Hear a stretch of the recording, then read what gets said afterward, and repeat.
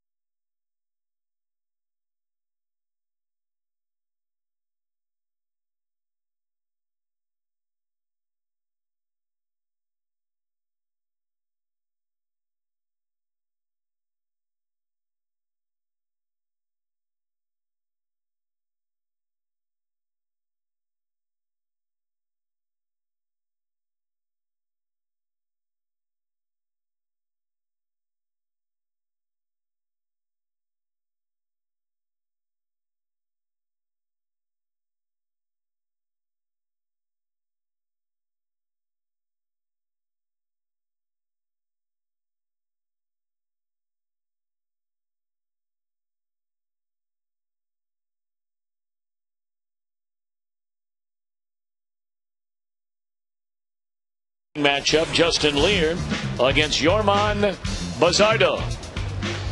You look at Justin Lear and look at those numbers and how he has pitched at home. Well, that kind of says it for yourself. He's pitched very well here, pitched very well against the Cubs. The biggest issue for him is the guy on the other side, and those guys are at the plate right now, Tom.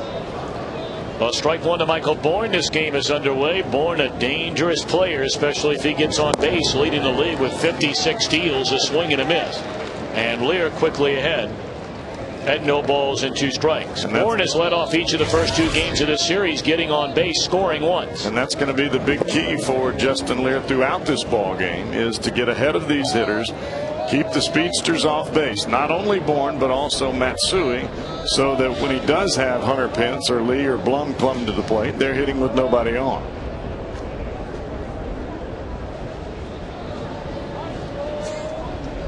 One and 2 to Bourne, and it sails up and away. 2 balls and 2 strikes. And you've got to believe that Justin Lear, no matter what, is trying to finish out the year with that groin problem on the right side. Still bothering him a little bit, but he's still trying to gut it out. On the ground in a 3rd straight game that Bourne will reach, leading off the game. Singled in the opener, walked, stole a base, scored a run last night. Let's take a look at the rest of the Houston batting order presented by U.S. Bank. Coming up, Kaz Matsui, Hunter Pence in right field. No Lance Berkman again tonight. Carlos Lee, the cleanup hitter, in left. Jeff Blum at first with Jeff Keppinger at third. A latter third of J.R. Tolles, Tommy Manzella, and Yorman Bazardo.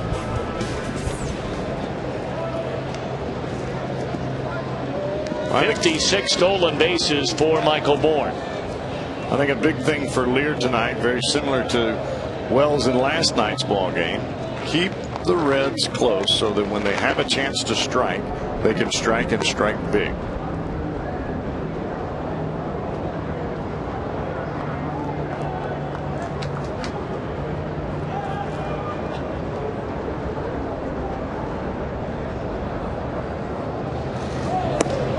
In there, strike one to Matsui. He had a nice game here last night.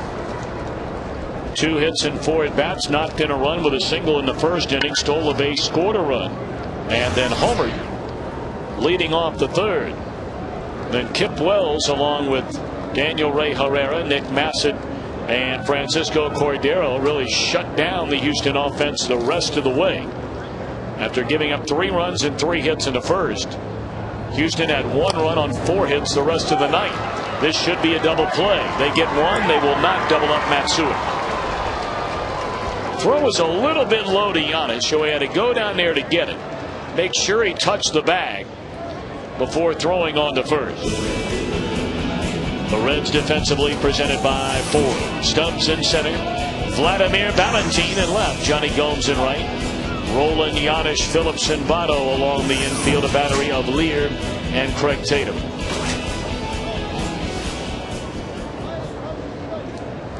Reds won the opener this series 3-1. Arroyo over Rodriguez. Herrera got the win last night against Gervasio in a 5-4 decision. And we're underway here tonight with a runner at first, 1 out, and Hunter Pence a batter. Breaking ball to Goodwin, strike 1.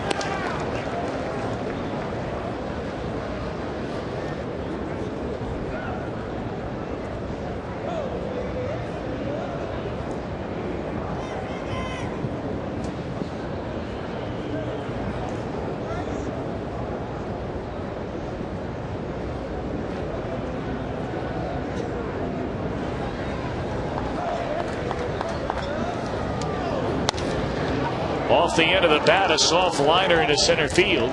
And advancing on to second is Matsui on the base hit by Hunter Pence. This looks like a fastball that Lear's trying to get down and away. It looks like the ball runs back over the outside corner. Actually runs back to the middle of the plate.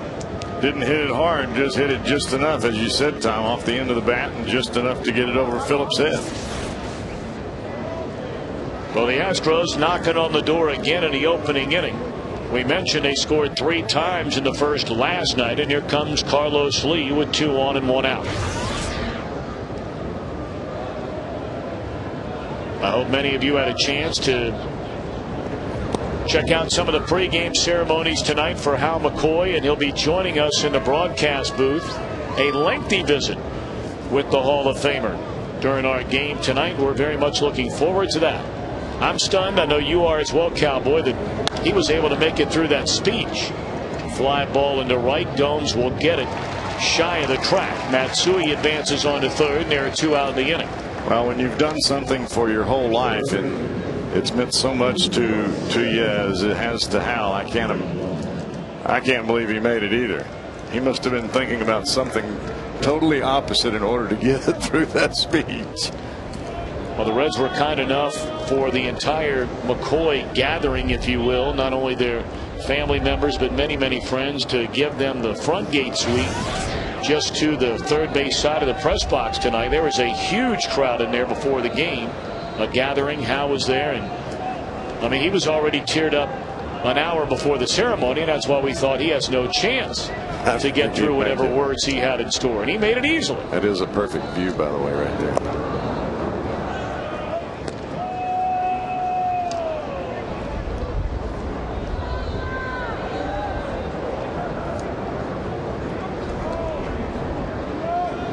This is a place where Lear has really got to buckle down and just make some quality pitches and keep it off the good part of the bat for Blum. And there's a strike 0-1 to Jeff Blum, the switch hitting first baseman tonight. Normally they're third baseman, but no Lance Berkman again. Former Red playing third tonight, and Jeff Keppinger.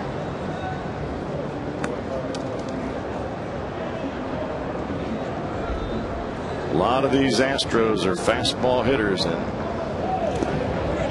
Justin Lear is an off-speed pitcher, and if he can establish that fastball on the corners, he can start getting them to chase.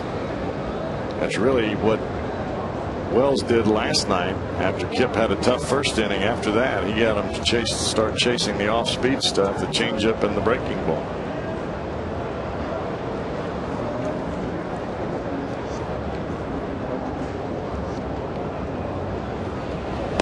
Fastball up and in, 2 balls and a strike.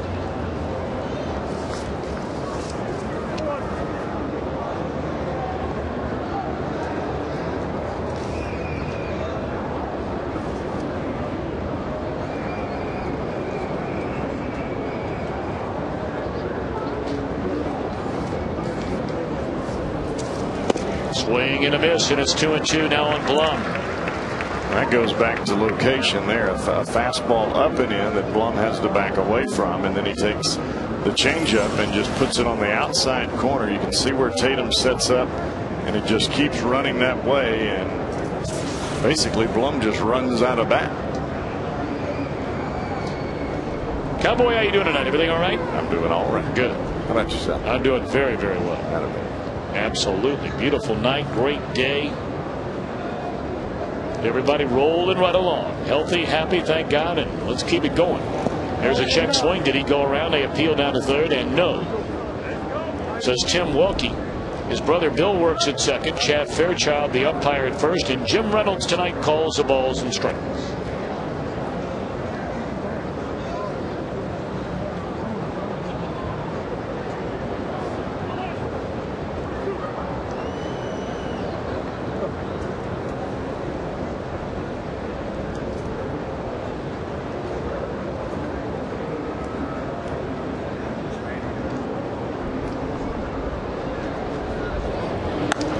Check swing, foul ball, and unable to get there is Roland. Still 3-2 to Blum.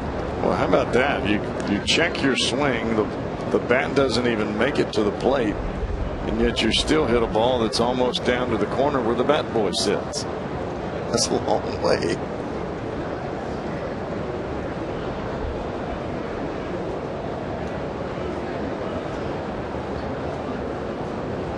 Big pitch right here for Justin Lear. Runners on the corners, 2 away, 3-2 to Blum, and it's hit foul and out of play down the right field line. We'll do it again.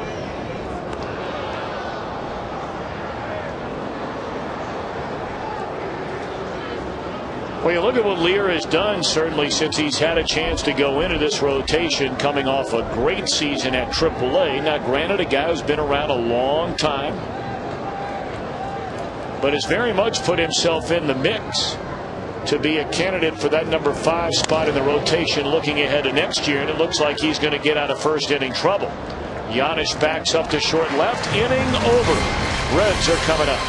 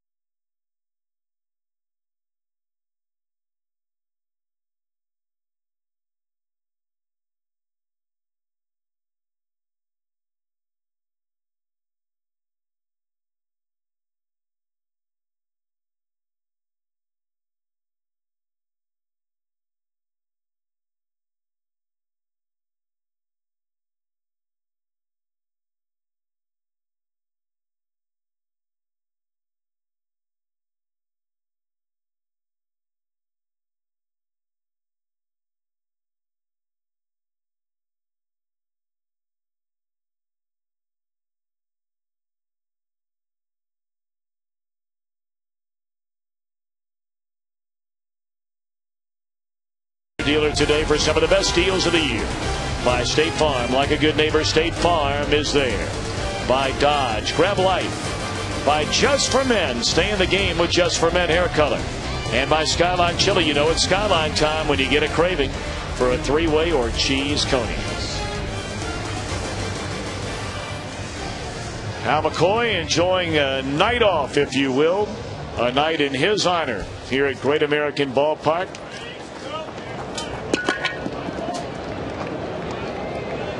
Photos for everybody. This is Yorman Bazardo. It's in his 3rd start. He's had about 4 relief appearances. He's pitched with about, I think this is his 4th different organization, and I think the biggest issue for the Houston Astros is just to be able to see if this is an arm that they can develop further. 88 to 89 mile an hour fastball. He's got a good breaking ball, a decent changeup. But can he get people out consistently at this level? That's the big key. Well, he was signed by the Astros to a minor league deal on the 9th of April. Spent all the spring training with the Phillies. After being signed as a minor league free agent during the offseason, Philadelphia released him at the end of spring training. That one popped up into shallow left field. And the shortstop, Manziel, out to get it, and Drew Stubbs retired, 1 away. Rest of the Reds lineup presented by U.S. Bank. Paul Giannis coming up. Joey Votto at first. Brandon Phillips, the cleanup hitter, followed by Scott Rowland and Johnny Gomes. A latter third of Vladimir Valentin. I know you like him, Jeff. Craig Tatum behind the plate, and Justin Lear on the mound.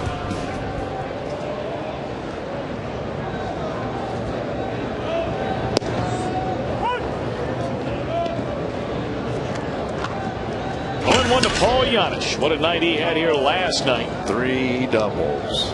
Scored twice, and of course knocked in the go-ahead run with a 2-out double to right center in the 7th inning. He has 17 doubles this year. Amazing.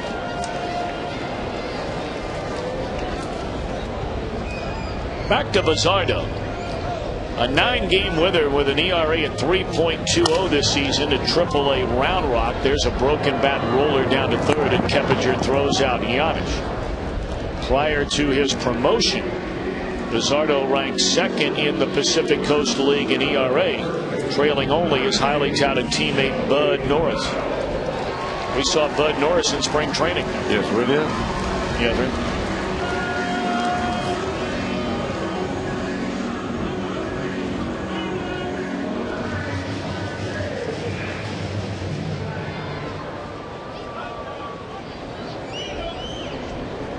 So 2 up, 2 down for Joey Votto, and he takes one in ball 1. Joey 2 hits, was on base 3 times last night. He had 2 doubles, giving him 25 of those, and that one ripped into right center field, a base hit. Bourne over to try and cut it off. He does so, and Votto will slide to stop himself around the first base bag. He made a hard turn, had a thought of going to second from the time the ball left the bat. And then rather than slam on the brakes and roll over an ankle, he just slid, popped up, came back to first. Check it out. That's the best way to do it. And you see sometimes you'll see Paul Yanish actually do that when he goes for a ball that's in the hole. That same type of slide. It allows him to pop up quicker and make the throw to first base in quick fashion.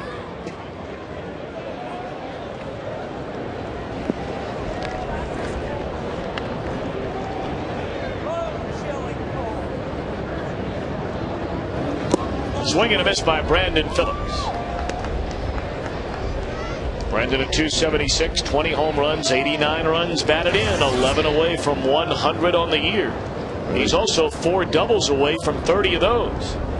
Got the big number 20 home run last night. That gives him 20 home runs, 20 stolen, at least 20 stolen bases, and at least 20 doubles. Tell you, that is some kind of a year for a second baseman. I mean, the game has changed at a number of different levels over, say, the last 8, 10, 15 years. I mean, who would have thought that you'd have shortstops really producing the way you're seeing so many shortstops now produce? They used to be offensive side. Yeah, okay hitters, but you know, primarily glove guys. Cal Ripken Jr. comes along, and you've had so many that follow that all of a sudden the production offensively at that position has changed. But the thing about it is the production has been good, but so has the defense. You're not sacrificing defense for great power. Second base, another position not for everybody. Of course, the Reds have had some outstanding second basemen. The best of them all, Joe Morgan, from an offensive standpoint. But you know, when all is said and done, Brandon Phillips, he continues to stay here as a Red. We might be one day talking about him being the greatest offensive second baseman as a Red. Morgan did a lot of great things with the Reds, but a lot of great things before he came here and after he left. Right.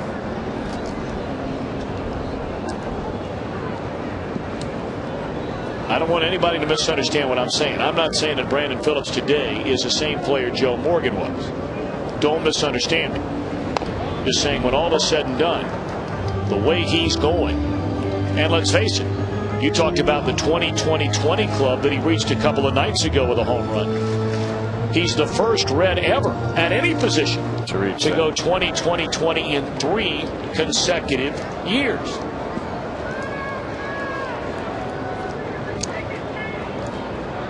Oh, and 2 on Brandon Phillips. And I think that goes back to talking about playing out the string in August and September. Whether you're in first place or whether you're in last place, you take the field every day as though it might be your last game, or if you're trying to play the last game of the World Series. That's how you put up those kind of numbers on a consecutive basis. Let's take a look at the Astros on defense, brought to you by Ford. Lee, Bourne, and Pence left, center, and right. Keppinger, Manzella, Matsui, Blum third to first.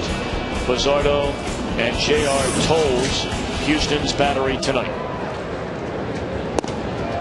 2-2 to Brandon Phillips.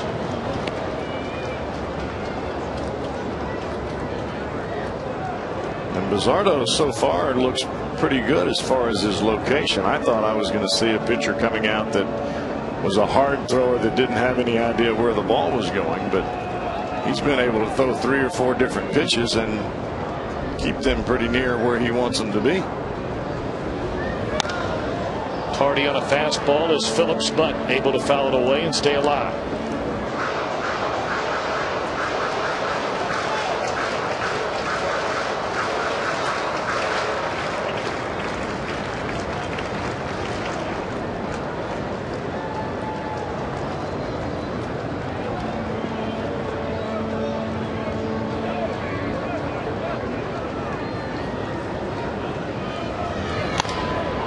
Little number into right field is a base hit. Votto going to stop it first as Hunter Pence was on his horse to come in and get that one. So that one just muscled into right field. Unless Brandon Phillips is thinking get inside the ball and protect the plate, especially on the fastball in, he can't make that swing. He's going to make sure that he looks for the hardest pitch, which was the fastball in, and then adjust to the ball that was away. That's how he gets inside that ball and just shoots it right between first and second. You don't always have to hit a bullet.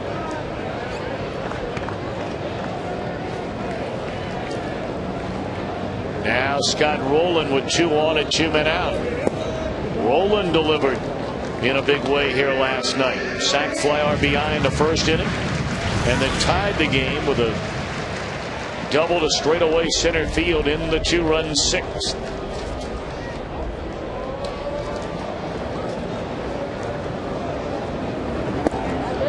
Two and 0.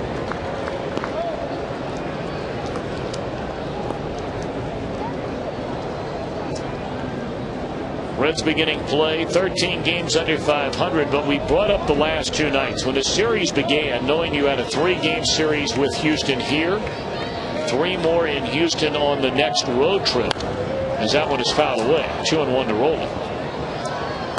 The Reds started this series 6 games behind the Astros for 3rd place in the National League Central by winning the first 2 games of this series. They are 4 games behind the Astros for 3rd place. And I think that in order to continue to move in that direction, you take each game 1 game at a time and you do the best that you can in that game. And that's really what the Reds have done up to this point.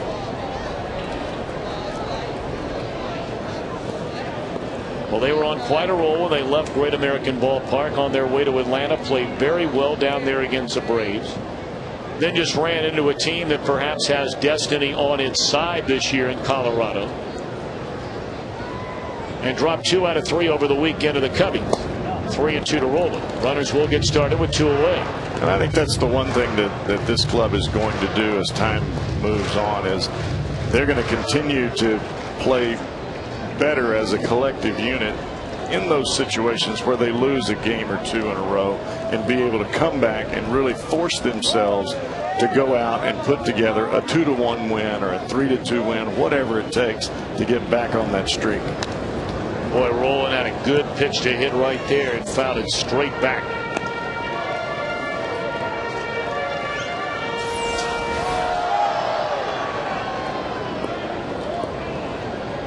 The ball had just enough movement to keep it off the fat part of the bat.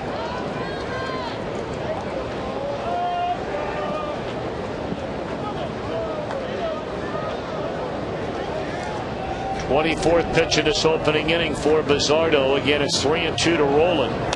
And again, he got a pitch to hit and again fouled it back. Well, Rowland would like either one of the last 2 again. And I think if you're a young player sitting in the dugout for the Reds and you're watching a veteran like Scott Rowland with 2 outs, runners going, and he continues to battle and battle and battle, it's got to give you some sense of at least a learning experience for the guys that are over there trying to figure out how to get to where Scott Rowland is in his career. Struck him out on a high fastball, and that'll end the inning. 2 men left, end of 1, no score.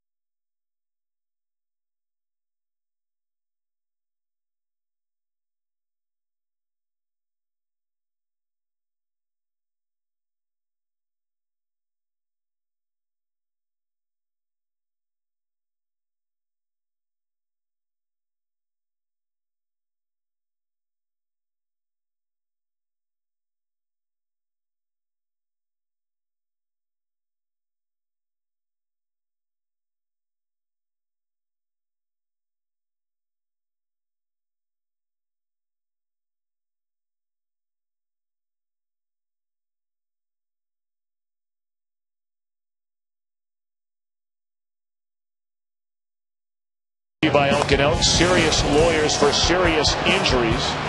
Well, when you do all the little things, bunting, hitting and running, stealing bases, you certainly put the pressure on the man on the mound. And what that really allows you to do, if you can get on base and you get on base with some speed and you make your base runners moving, whether it's by hit and run, whether it's by stealing bases, that pitcher tends to lose concentration and may leave a pitch in the middle of the plate for the guy that's standing at home plate. And that's what the Reds are trying to do with the speed of Stubbs at the top of the order. All right, Justin Lear to face Keppinger, Tolles, and Manzella here in the Houston second inning of the scoreless game. Great to have you with us. On this Wednesday night, the Florida Marlins winners earlier today over the St. Louis Cardinals, a 5-2 final there. And I would imagine they're not all that far away from being in Cincinnati. They started very early today at Busch Stadium, and the Marlins will open a 4-game series here at Great American Ballpark tomorrow night.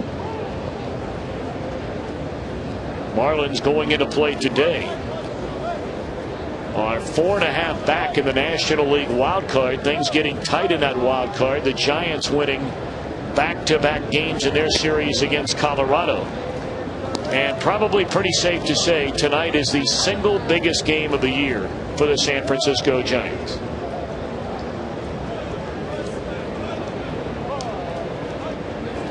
They will have Matt Cain on the mound tonight. And it's a big game for Cain because the last couple of times out for him, he has not thrown the ball very well. And for these other teams that stack in behind the Giants, in order for them to come up and really help the Giants and apply some pressure in other areas on the Rockies, the Giants have to do their part by winning tonight. Get a look at the wild card race presented by Honda, and there's a patented Keppinger swing inside out, dumps it into right center, and a base hit. You can watch Keppinger, and his whole mantra when he stands at home plate is to try to get inside the baseball. As this ball starts to run back inside, you can see him take his hands and really rip them inside the ball, almost taking that elbow and putting it on that hip there and driving the ball right back up the middle, or as in that case, right over the head of Phillips.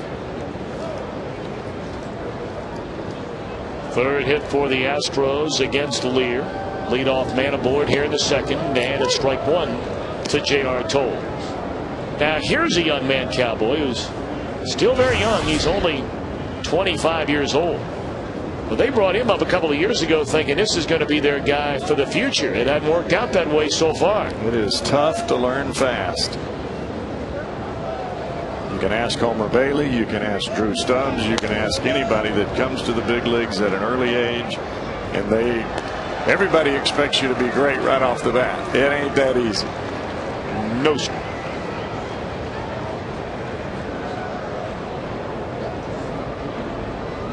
And it's awfully difficult to project how guys will do.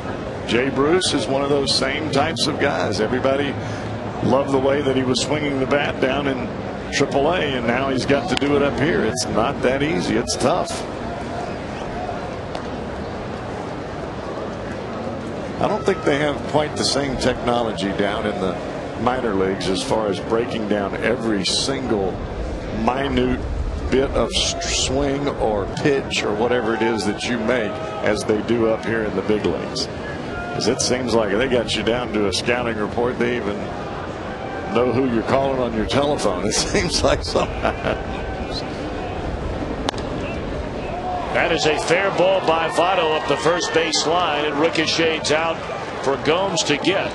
Advancing first to third is Keppinger, and the Astros in business. Votto not happy about that one. He was asking Chad Fairchild, the first base umpire. Ball looked foul.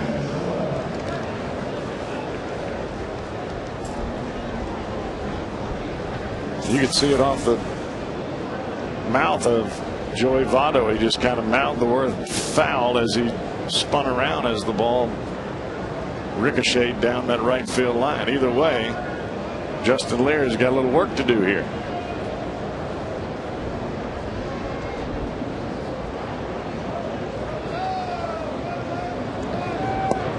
Bottom part of the batting order, you have the young shortstop Tommy Manzella, who looks at a strike. Manzella playing in just his 5th game. He has 1 official at bat, and he's hitting 1,000. Boy, it looks really good out on the scoreboard when that baby says 1,000. I had one of those. You did? When was that? My first at bat. In the big leagues? Yeah, first swing. Not. Right over the shortstop's head. 1 for 1, 1,000. Off of whom? Hold on. Come on. I'm serious. I can't remember the dude's name. You have got to be kidding. I know, that's pretty bad, isn't it? That's bad. 0-2 to count on Manzella. Struck him out on 3 straight pitches. And that's exactly what he needed right there. A strikeout. Now with the pitcher coming up, most likely he's going to give you a bunt or an automatic out. This is a changeup. He starts away, and boy, the bottom just fell out of that one. Split finger grip, same as the changeup for Justin Lear, and really just pushes it straight towards home plate, and the ball just stops. That's a big strikeout. He doesn't get many, but that's a big one right there.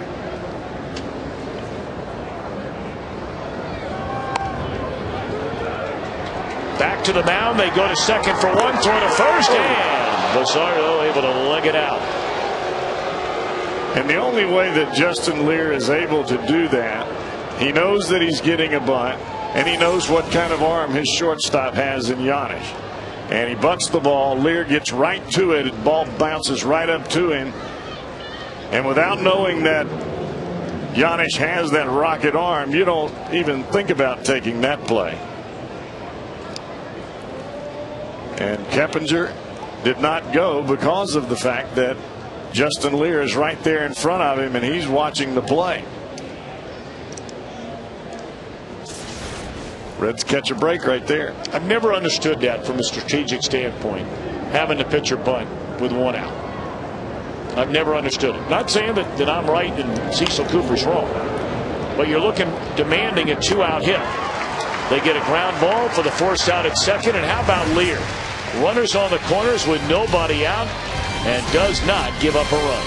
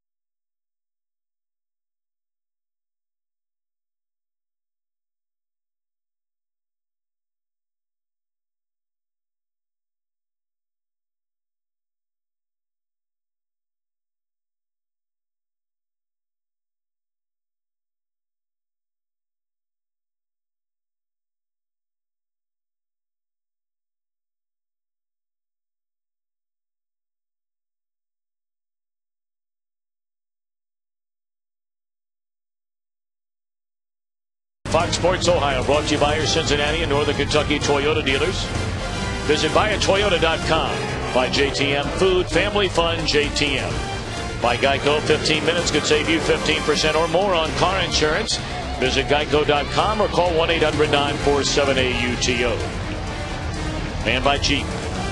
Get to your Jeep dealer today for some of the best deals of the season.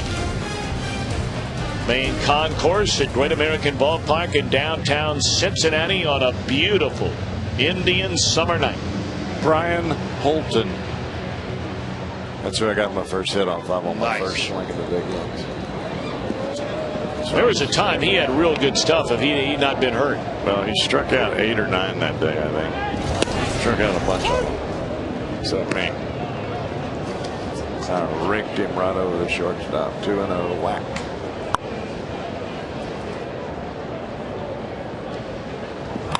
That ball hammered by Johnny Gomes, and the Reds are off and running a 1-0 lead. My goodness, when he hits them, they fly. Whew. Home run number 20 for Johnny Gomes.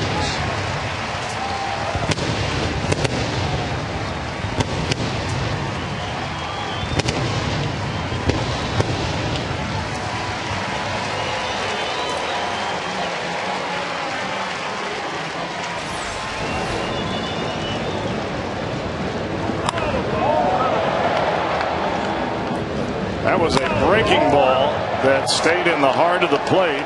It was spinning, but it didn't have a whole lot of break to it. Johnny sent it into orbit.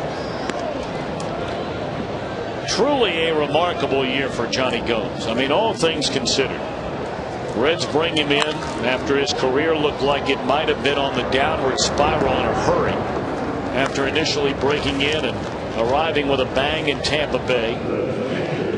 Does not make the team out of spring training. Got off to the hot start, you may remember, in the spring, and then really cooled off. But he began the year in Louisville, and here he has 20 home runs in the big leagues this year. Well, I think a lot of it, Tom, has to do with adjustments. It has to do with knowing now what he can and cannot do well. It takes some guys, it takes a little longer in the big leagues to do that. And having all those votes as the rookie of the year, he may have relaxed a little bit. But right now, when Johnny Gomes goes to the plate, he goes to the plate with one thing in mind, and that is to hurt the baseball. And he has done that in rapid fashion. Well, he has a legitimate chance to set a career high in home runs this season in nowhere near the same number of at-bats. In 05, when he had the big rookie year with the Rays, in 101 games, he had 21 home runs and 54 knocked in. But the next year, even though he had 20 homers, the batting average slipped all the way down to 216. And he's been pretty much in a free fall ever since. Until this year. There's strike 3 called to Craig Tatum. Second strikeout of the game for Bizzardo. And I think a lot of that, Tom, is you come to the plate as Johnny Gomes. You have a pitch or two early in the count that you pick out. All right, this is where I'm going to try to drive the ball out of the ballpark. After you get down in the count and you say, all right, there's 1 strike or 2 strikes depending on who the pitcher is, then you say, okay, I'm going to shorten up a little bit. I'm going to choke up. I might spread my feet out a little bit. I'm going to drive the ball the other way. And we've seen him do that.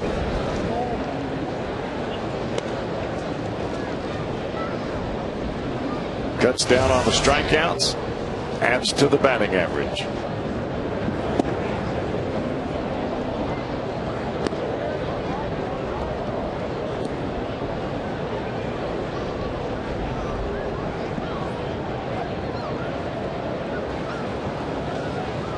Two and 0 to Justin Lear.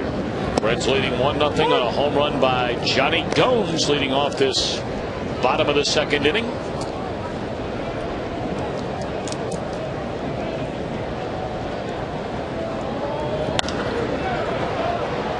Lear lifts a fly ball to Hunter Pence in right, and that is that, but not before Johnny Gomes jumps all over a hanging breaking ball and makes it 1-0 Reds.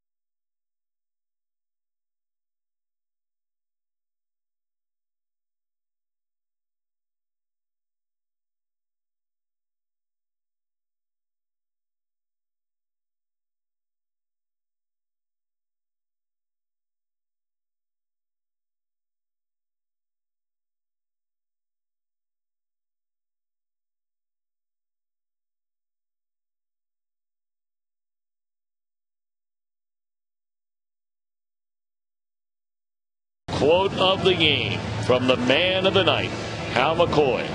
The luckiest man on the face of the earth. I've got to do, for 37 years, I've got to do what I want to do, what I love to do. It was my life, my passion. My wife Nadine hates when I say this, but I love three things: baseball, writing, and traveling. I got to do all three for 37 years, and I got paid for it.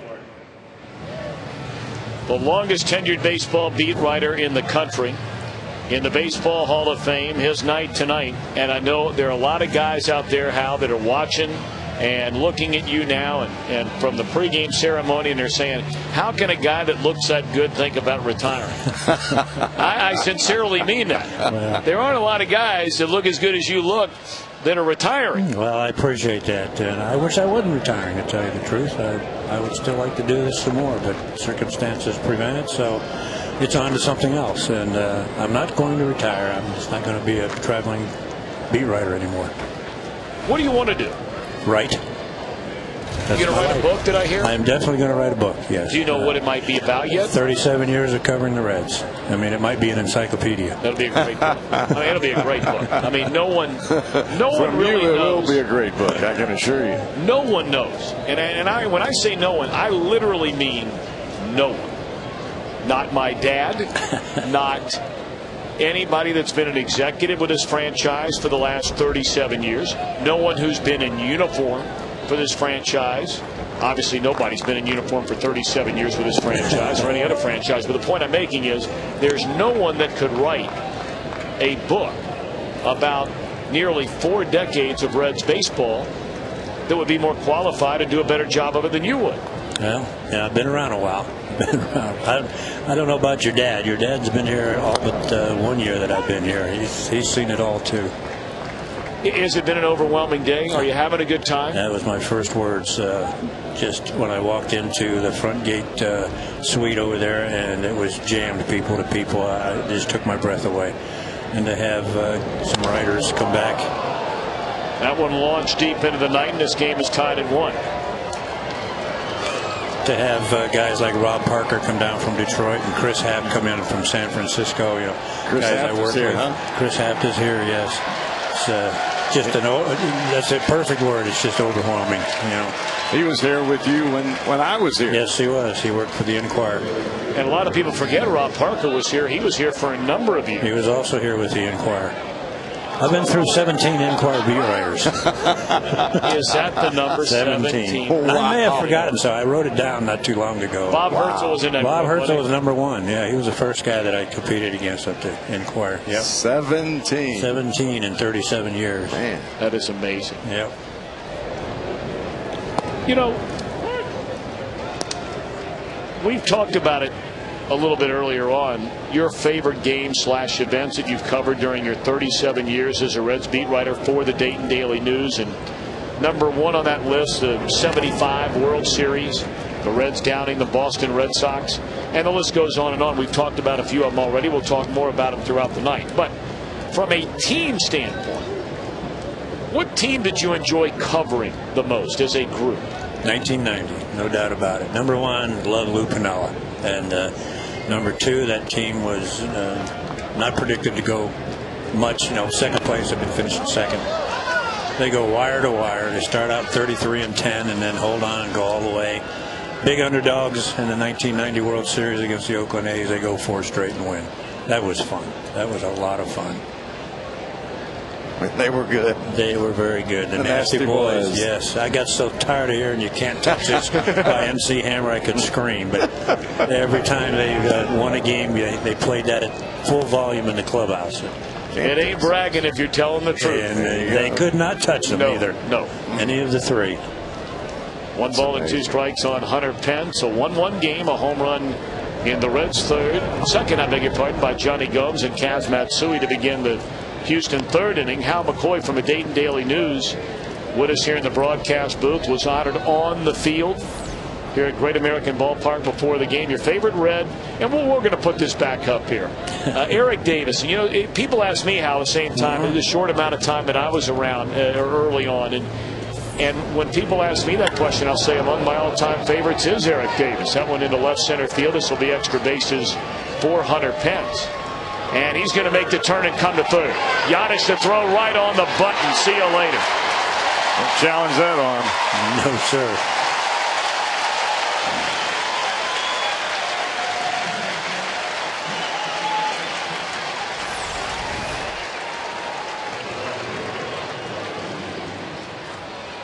Gets to it quick. You hit the cutoff man in the chest. Nice try, though. Good idea, bad execution. There you go.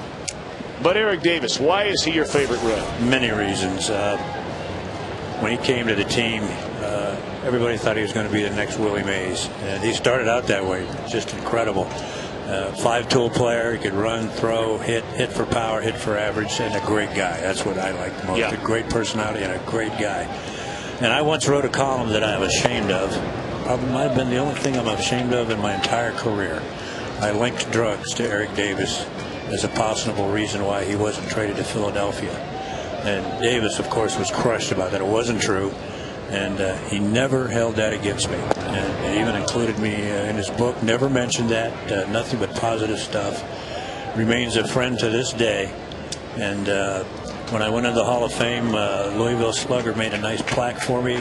Got to choose a bat of any player I wanted, and I chose Eric Davis. And it has his name right on it. The bat's on the plaque. Doesn't surprise me that he would react that way. Yeah. What a guy. Yeah. And the Reds are very lucky to have him back in the organization. Very much so, yes, sir. Classy cat. He is it. All right, we're going to go back to this list here in a minute after this pitch. 3-0 on Carlos Lee and some of the other favorites, if you will. Did you have a bet with Marty on the throw to the plate? Oh, don't bring that up. I thought I was just on with him over there. I thought he was going to crush me, but he didn't. But you know, he set me up. He was whispering to me before I went on the field. He said, "Don't you bounce it." I made a practice throw yesterday, one throw, and I threw it perfectly, belt high. That one hammered to the seats in left field, and Mr. Lear not fooling anybody the second go-round.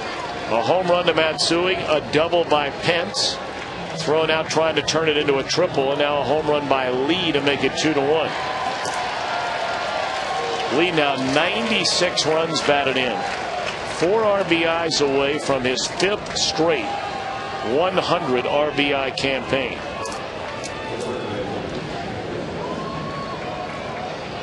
Oh, don't do that. Yeah, we have to do this. I don't like doing it. Christian Roberts, our producer, is a very unkind sort at times. Yeah. But Aaron Boone, you know, Yeah, it's an amazing story. And if you wouldn't mind, Hal, share that with people at home that have not heard it before.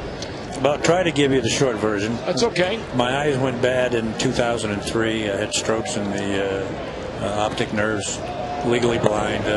Everything is dark and fuzzy as it remains to this day. 2003 spring training, first day I walked into the Reds clubhouse.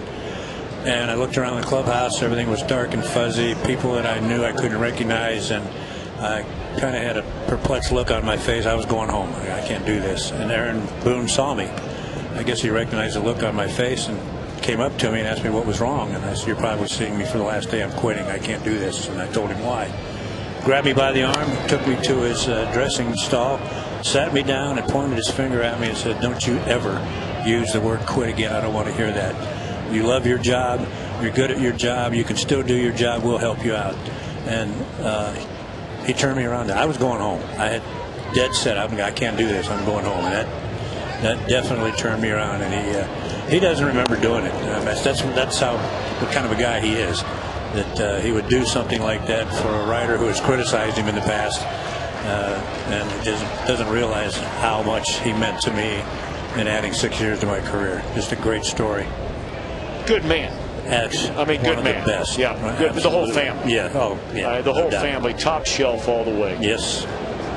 You know, I got to ask you, it brings to mind how in a day and age where seemingly players and the media, especially the print media, but the electronic media as it's become, evolved more and more through the years, there has been by the day, a more antagonistic sort of relationship between the two. Yet you were a guy who, yeah, when you first started, you covered the games, you gave the facts of the games. Right. But as years have gone by, you'll answer questions from fans that come in. You're able to inject a lot more of your personal opinions through the years. How have you been able? And I think it is a remarkable feat and accomplishment. I know it's not a goal you set out to do, but how have you been able to maintain, really? Here's another fly ball in the deep left field, and another home run, this one by Jeff Keppinger, the third solo home run of the inning, to make it 3-1 Houston. Matsui, Lee, and Keppinger with home runs off Lear here in the third. But how have you been able to maintain really great relationships, even with some of those people that you have been critical of in the past? You know what? I ask that question myself sometimes. I really don't know. And I've never been one to pull punches. And I try to be fair. I mean, I don't get personal about it, but if I think somebody needs criticized, I criticize them. And there are some days after I've written something and I read it the next morning, so I'm going to catch it in the clubhouse today. And I very seldom do. A couple of times, and that's it. But to answer why, I don't know. Well, I can tell you from a player standpoint that whether it was good, bad, or ugly, how you're always fair with us, and as a player, we understand everybody's got a job to do, and even though we may not like to see that our name is in print where we blew the save, or we didn't catch the ground ball where we were supposed to, or we made a bad throw that cost the team the game, it's part of writing the news. It's part of letting the fans know what happened the following day. And it's not like you attacked us personally. It's just telling what happened. Unfortunately, a lot of players don't realize or understand that. You were one that did, and you were always a stand-up guy, and I'm not just saying that because you were here. But you were always there, good, bad, or ugly, as you say. But a lot of the players don't understand that. Francisco Cordero is one of them. He's blown us off about 3 times when he's blown saves. He doesn't want to talk to us. If you're going to talk to us in the good times, talk to us in the bad times, too. Strike 3 called on the inside corner. Can you stick around another half inning? Sure. I mean, you got a lot going on. You sure you can stay? I can stay. Yeah, I can stay.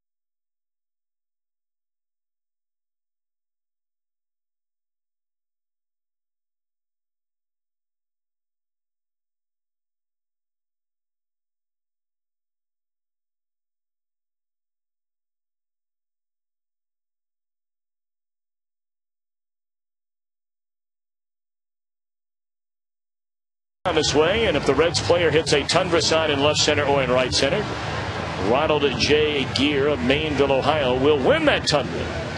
Register for your chance to win during an upcoming game at your Cincinnati and Northern Kentucky Toyota dealers. Visiting with Hal McCoy.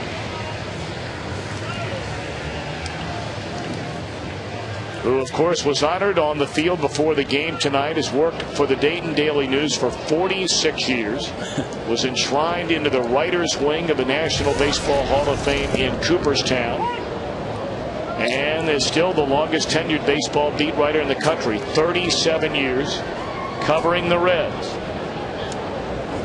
Who's your favorite sports writer to read? Do you have one? Jim Murray used to be. Yep, L.A. Times. L.A. Times, and there was a guy in Chicago. Most people don't know, but his name was Bob Verdi. Know him very well. Yes, sir. Good man.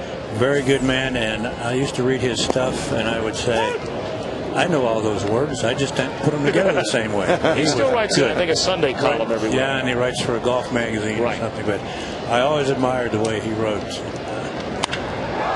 Boy, this is a home run fest here tonight. Drew Stubbs getting in on the mix. Swing it, baby, swing it. These teams have combined for 5 solo home runs. And we just started the bottom of the 3rd inning.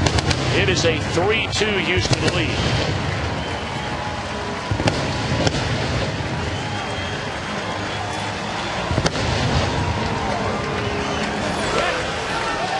I don't know what this pitch was, but it was up a little bit, and Stubbs just annihilated it.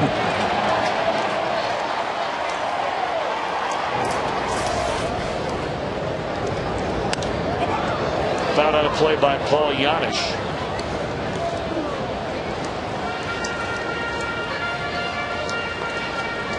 Yeah, so Bob Verdi, and you talked about the late Jim Murray. Right. You look at a guy who's a young beat writer in baseball today. Is there anybody out there, as this ball is into the first row out of play, a guy that you look at and you say, he reminds me a little bit of me? Oh, wow. Yeah, that's a tough one.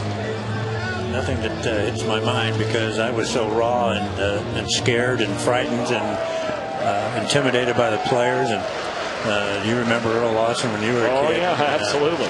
Earl Lawson of the Cincinnati Post was the first beat writer that I was with, and he saw how scared I was, and he just told me, he said, look, kid. Oh, that's so lucky.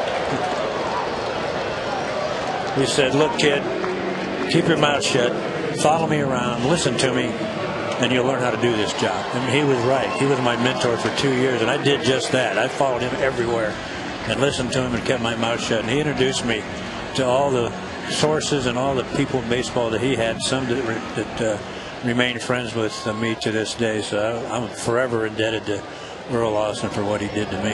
I don't know what's in the water in Dayton, Ohio, but when you stop and think about it, the fact that there are many, many, many major league cities, and I'm talking about cities that have a major league baseball team, that don't have one, certainly not more than 1 or 2 writers that are in the baseball wing, writers wing of the Hall of Fame, as that ball is fouled off by Joey Votto down the left field line.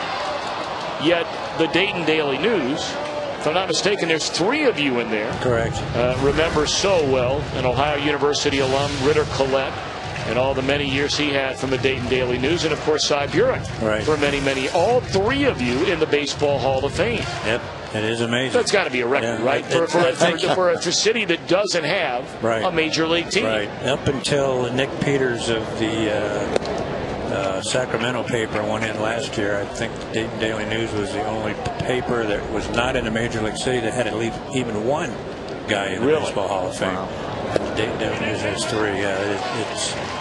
It says a lot about the dedication that Dayton Daily News had to covering baseball all through these years, because Cy and Ritter were not baseball writers. They were columnists, but they came to almost every Cincinnati Reds home game and wrote columns about the Reds, always.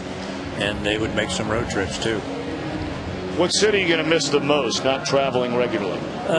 Probably San Diego. I love San Diego.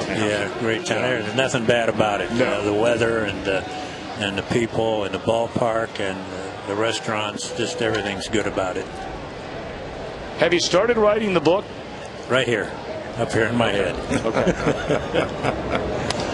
But when would you like to sit down and start putting some of those words to, well, in the old days, you know, the typewriter, but now the computer? Now the computer. I promised my wife as soon as the season ends, I'll take about a week's break, and then I'm going to start in on it. Well, I tell you what, you got a lot of people that can't wait for that. All right.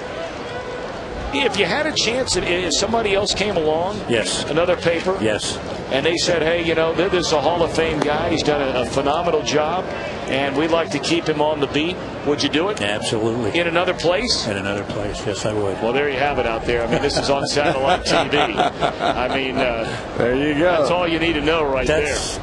Tommy, that's who I am. That's who I've been all my life, and that's all I wanted to be and all I wanted to do. And I got to do it for 37 years, and I was hoping to do it a couple more years. Well, I'll tell you this, Hal, and I'm much younger than you are. Getting out of baseball and knowing that I was not going to be in the game anymore, and thinking I was just going to hunt and fish gets old, doesn't it? And play golf for the rest of my life. I thought that was going to be pretty cool for the first 3 or 4 days. And after that, I thought I was going to die. You know, baseball, when you grow up like we have, it's in your blood. It's what you do. Absolutely, it is. And I played the game since I was a little kid. Not that it showed on that pitch I threw, but I did. And I actually went to Kent State on a baseball scholarship, believe it or not. But yeah, you're absolutely right. And my wife, who knows me better than anybody, has not looked forward to this at all, because she said, you know, what are you going to do with it? You're going to sit around and feel sorry. You're not going to enjoy this. You're going to sit around and feel sorry for yourself. It's in your blood. Yeah, absolutely. And it's part of teaching someone that could come along with you how to do this work. Yes. Dropped into left center field, a base hit. Votto will go first to third. So the Reds, trailing by a run, have them on the corners with 1 out here in the bottom of the 3rd inning, and Scott Rowland coming up. Hal, have you noticed this club's starting to play a lot more together? Yes. I've noticed it since the arrival of the batter right now, Scott Rowland. I'm on the same page with you, my friend. Yes, sir. This guy's a pro. This guy knows how to approach the game. And it's not what he says. It's not what he hits. It's what he does. It's what he does. I mean, just running down the baseline full speed, knowing that he's going to get thrown out, but he's running down the first baseline full speed because that's what you do. What a difference this guy could have made if they had him coming out of spring training. They got him. It was too late. That's right. Ball 1. But things can change. Yes, they can. Yes, they can. What do you think about the outlook of the franchise right now, Hal? Looking at what they have in the minor leagues, what they have coming back at the big league level? Still a lot of work to be done. Still a lot of work to be done. They got some holes to plug. I think the minor league system is getting better, but you're seeing most of it up here right now. This will tie the game. Sac fly RBI by Rowland. Phillips trying to get into scoring position, and he is safe. It's a 3-3 game. That's the kind of stuff I'm talking about right there. Yeah. Not the sac fly, no, but going from first to second. Right. Sac fly, that's a given on that ball. But going from first to second is not. There you go. That's the small things they talk about all the time, the little things. You got it.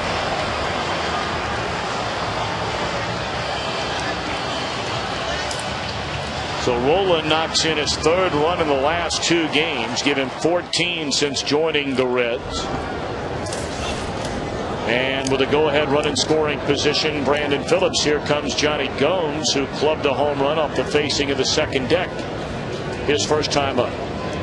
Well, how I know I'm speaking for all of us in saying that we love you. We think the world of you. Our lives are better every day just having a chance to spend time around you. Amen. And whatever it is you want to do, I hope you're able to do it. Thank you, Tommy. You have the biggest fan club in the world sitting right up here. I can promise you that. Thank you. Thank you. I appreciate it. Thanks for coming by. God bless you, buddy. Hal McCoy, his wife Nadine, on the field before the game here tonight.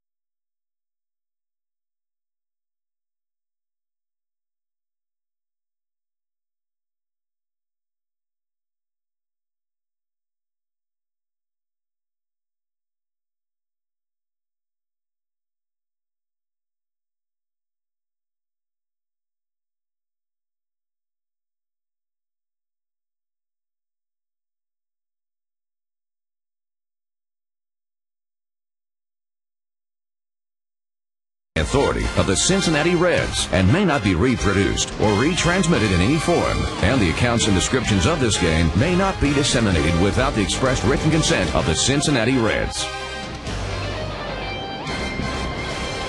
Well, welcome back to the ballpark. A 3-3 game at the end of 3. Houston coming to bat in the 4th against Justin Lear after hitting 3 solo home runs in that 3rd inning. Matsui led off with a long one to right. The batter later, Lee homered to left. An out later, Keppinger homered to left.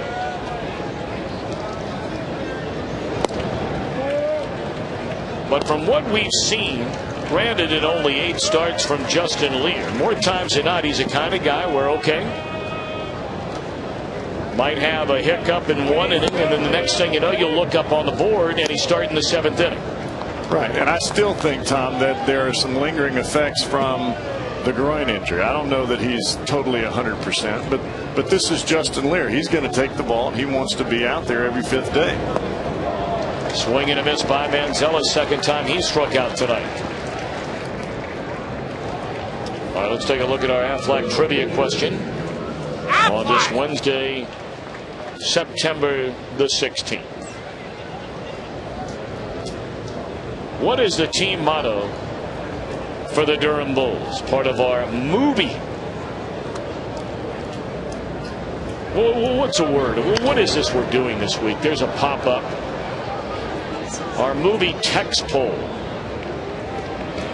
2 away in the inning, where you, the folks at home, get to choose your favorite all-time baseball movie. Round 1, The Natural comes away a winner. The shocking arrival into the Final Four, undisputedly, will be The Sandlot, edging out Bad News Bears, Major League, and A League of Their Own last night. Tonight. What if you want to write in the vote, like maybe The Rookie? Too late. 8 men out. Bull Durham, the Babe, and Cobb. Okay, you can text your choice to 37664. We started this during the pregame show. Reds Live with Jim Day and Jeff Pecora. And again, the choice is 8 men out: Bull Durham, the Babe, and Cobb. Your vote, Mr. Brandon. My vote is The Rookie. Okay, but of that quartet, I don't know how to get it in there to vote it, though. Well, I mean, you can write it in, and then you'll be the one guy that does. And you know what? I bet I'm not the only one. How about that? Okay, well, I can't argue with you there. But of the 4 that are there on the table for the time being, 8 men out: Bull Durham, the Babe, and Cobb, you would vote Bull Durham. Bull Durham. Okay. And I know the mascot name too. What is it? Well, I can't say it. Do you know the team motto? I know that's what that was. No, not the team mascot. The team motto. What was it? The team motto. What was their rallying cry for the Durham Bulls? Oh. Kevin Costner, great actor in that movie. I don't remember that. Heck, I'm answering questions not even on the board. Swung on and fouled out of play. Now the winner moves on to the final round on Friday. You can visit Fox Sports Ohio's Facebook page at facebook.com/Fox Sports Ohio to comment on your favorite movie, and we'll read some of those posts during Reds Live postgame. We understand we had somewhere in the neighborhood of 11,000 posts last night. I mean, just an unbelievable number. There's a liner into center field, and that'll be a 2-out single for Michael Bourne. And you don't think one of those posts was The Rookie? So you sent one in? I didn't send one in. Well, you think somebody else sent in The Rookie? There's possibly could have. It's the greatest show on dirt.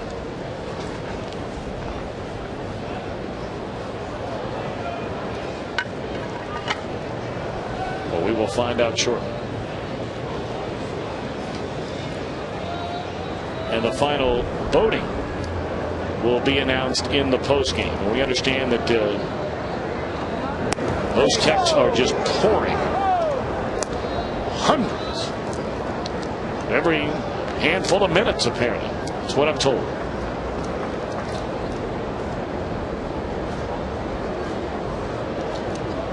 3-0 on Kaz Matsui in his 3-3 game. Bourne, his second hit tonight. 56 stolen bases. He's been thrown out 10 times. And you almost have to use every type of pick-off weapon you have to keep a guy like Bourne close, whether it's step off, hold the ball a long time, quick move before you take your sign, quick move after you take your sign, as you see there. There are so many different types of weapons that you have as a pitcher. You can pick as you come up, you can pick as you set, you can step off, hold the ball, and then turn and pick.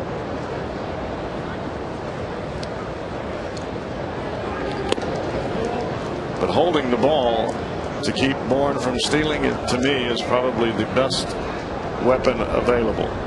He gets his legs a little bit tight because he's out there with his legs spread and his knees bent. And anybody that's tried to do that, you know that when you have your legs spread and your knees bent and you're just standing there without moving, it's tough to get a big break. Make those legs tight. I stood like that very late at night. That sumo kind of position. Yes, just trying to regroup.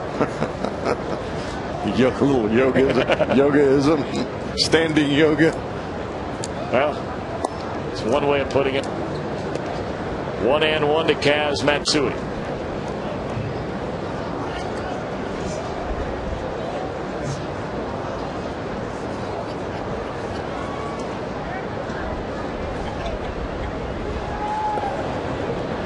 Two and one. Matsui homer to right field his last time up.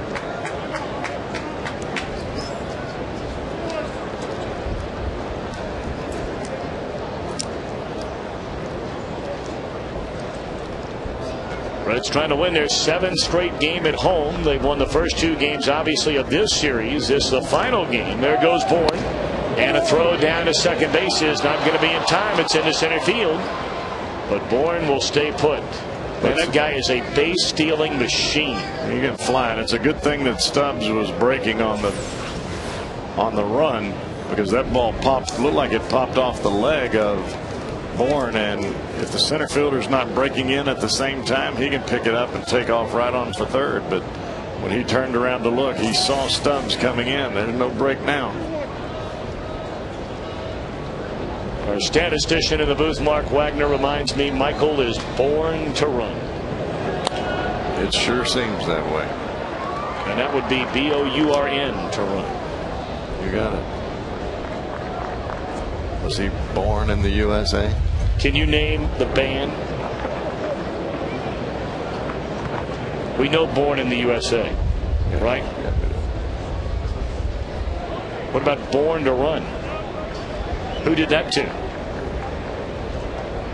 I'm not sure. Springsteen. Did he? Oh, yeah.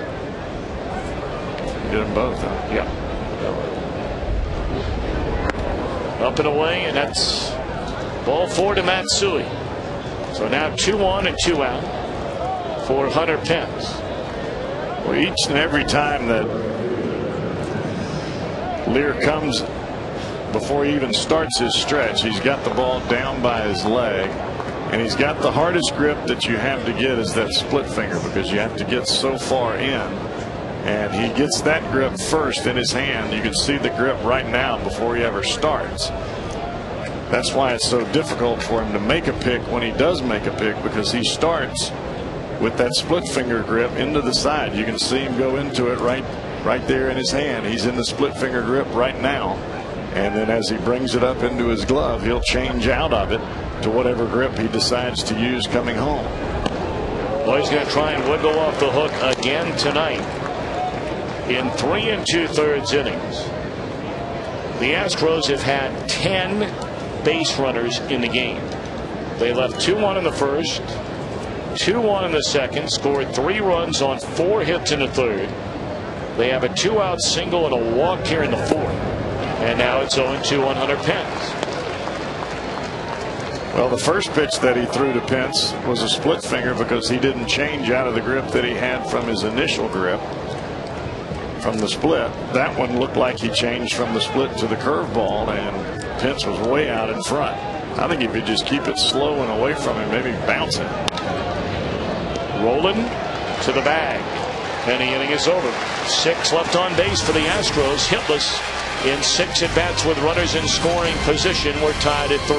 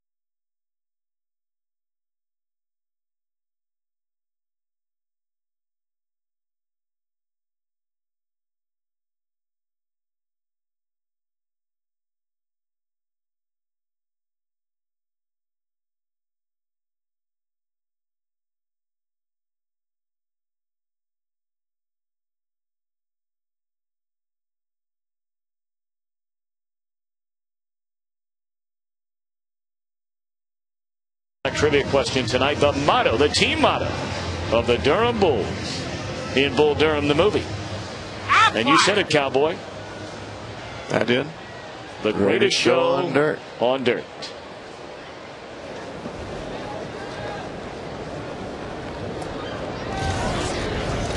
That is unquestionably the heavy favorite among our quartet tonight. Although we had a stunner last night, there is no debate about that.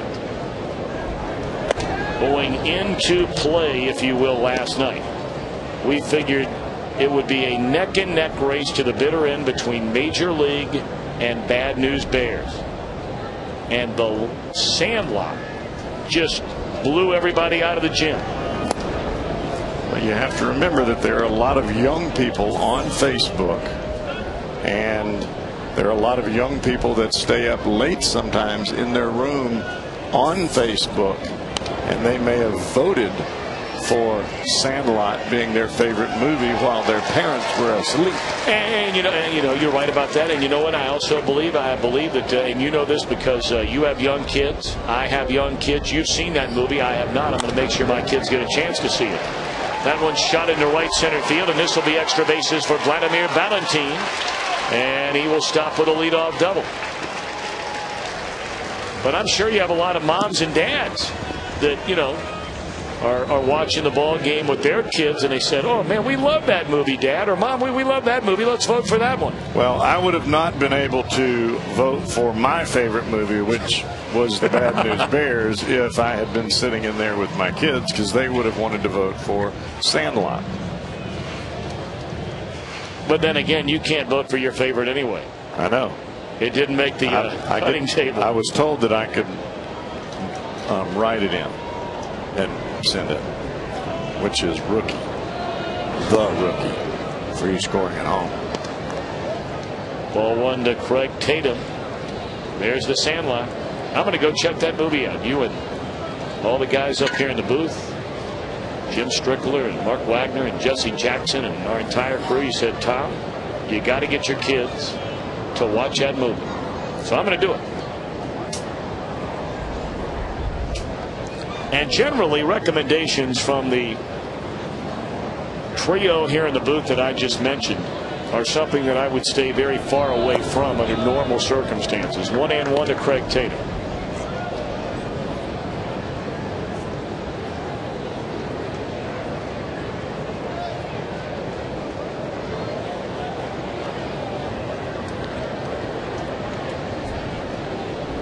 Reds trying to break a 3-3 tie here in the bottom of the 4th inning. Tatum with that chance. A 1-1 count, and Valentin out at second base. Nobody out. This should advance him at the minimum to third. And it will. That's a good job by Tatum. No outs. Doesn't matter whether you do it on the ground, whether you do it with the bunt, whether you do it with a long fly ball to right. Get the runner to third. Good job.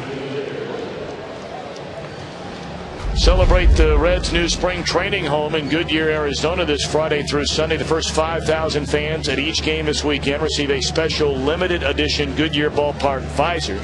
And you can stop by the fan zone during the game for more information on the city of Goodyear and the new state-of-the-art training facility. And if you're thinking about going out, they'll have all kinds of info for you. For game tickets, call 381-REDS or go to reds.com. Justin Lear a chance to put his team in front. Infield in. Lear made good contact his first time up.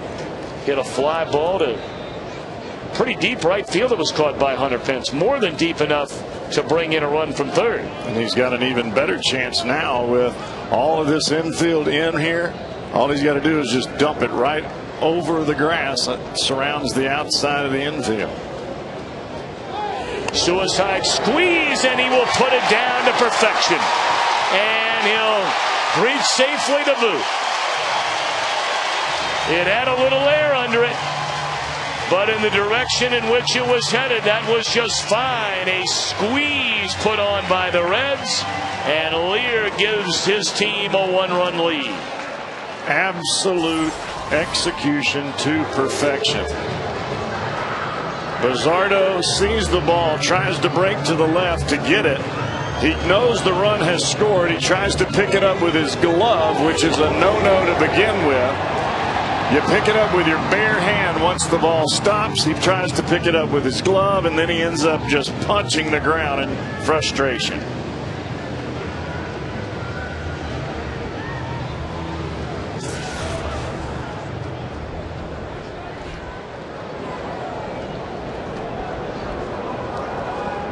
So Lear at first, one out. That'll be a sacrifice run batted in for Lear. And then an error by the pitcher allowing him to reach safely. This should be 2. And they will not get Stubbs, who runs very, very well. 2 gone in the inning. Well, this is one thing that you rarely have to worry about. When Stubbs hits the ball, whether it's hard or soft, he's coming down the line in full speed. Unless you've got a one-hop rocket right to the shortstop, you're not going to turn a double play on that cat.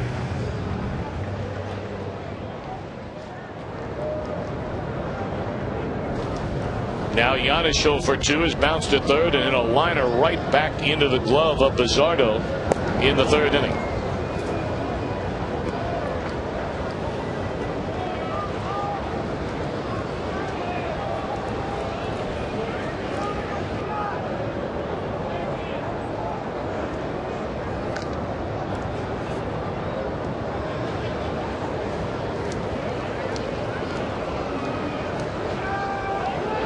Stubbs running, throw down to second by Tolles, not going to be in time, and give Drew his 6th steal in 10 attempts.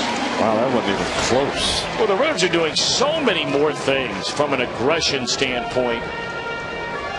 You know, now that they're well out of the race, and they have done it any time really this entire year. Now, granted, they have some guys that can do perhaps some things that they didn't have early in the year. Stubbs runs very, very well. And the Reds have not had, outside of Dickerson, Taveras wasn't getting on base enough to steal a lot of bases. Right. But I think when you get action in the top of your order, and really with Stubbs, and in last night's ball game, Giannis had 3 doubles. You get action up there, you got a chance to move things around. Now, does that take time to develop? Yeah, it didn't happen automatically. It's just starting to happen much better now. The thing that none of us knew was that Stubbs has some big-time sock up here. When he makes up his mind to swing the bat, I mean, he can hit the ball a long way. Well, he had 3 home runs the entire year at AAA. He hasn't even been in the big leagues for 30 games. And he has more than double the number of home runs.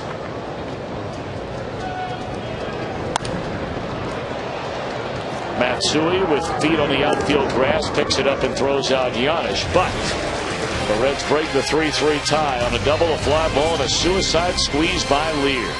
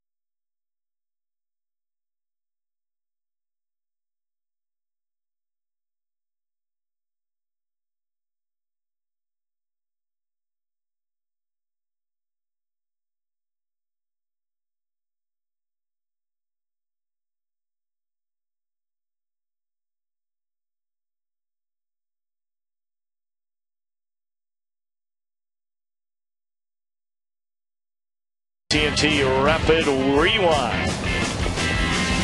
And never come.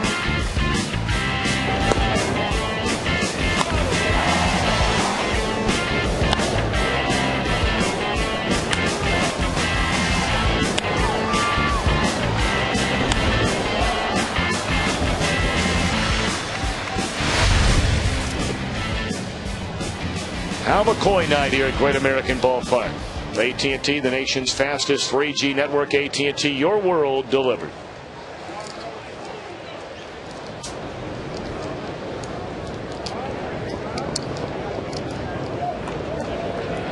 So now Justin Lear will climb the mound to begin the top of the 5th inning with a 4-3 lead. He'll face Lee, Blum, and Keppinger. Strike one. And he's starting to find that outside corner with that first pitch and getting that first pitch over for a strike, and that allows him to expand that zone a little bit.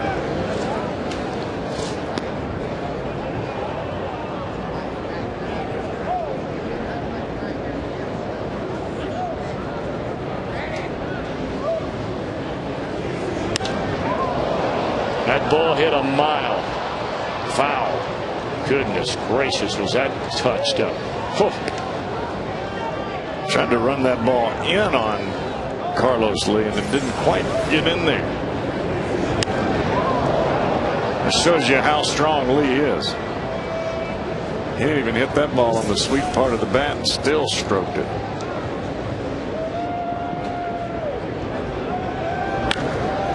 That ball lined into center, and it's caught by Stubbs. One away. For Reds fans, you can gear up for the new school year with Back to School Aid presented by Fuel TV and Time Warner Cable. Simply text tonight's keyword SABO, S-A-B-O, to 37664, and you can win a $150 cash card plus a Fuel TV prize package. For official rules and an alternate form of entry, go to foxsports.com/Ohio. Fuel TV. Swing and a miss, 0-1 to Jeff Blum.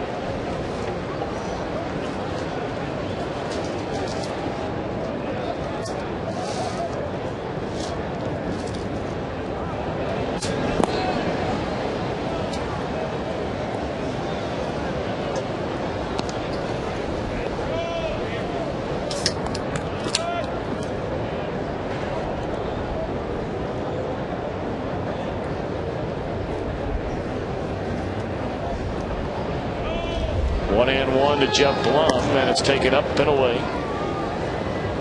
2 balls and a strike. looked like a curveball there that may have came out of his hand just a tad early.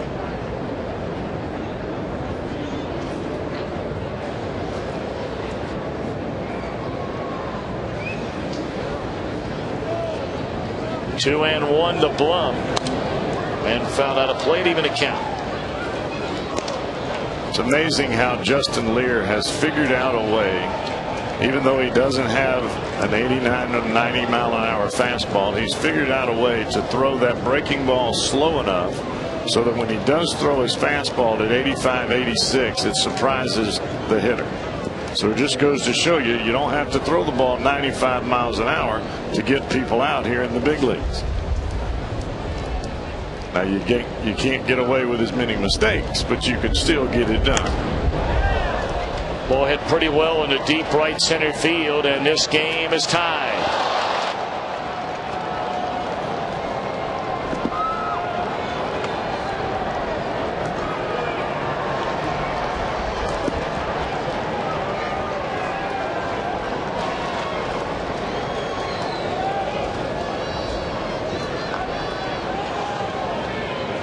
That's definitely not where Justin Lear wanted that pitch. He tried to get it off the plate, and it ends up staying just up enough to where Jeff Blum could get the bat head to the baseball.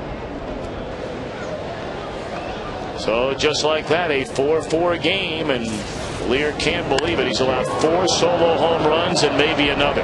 This one to left center field, and it too is gone. A home run off the bat of Jeff Keppinger. His second home run tonight, the 5th solo home run hit by the Astros, and we're in the 5th inning.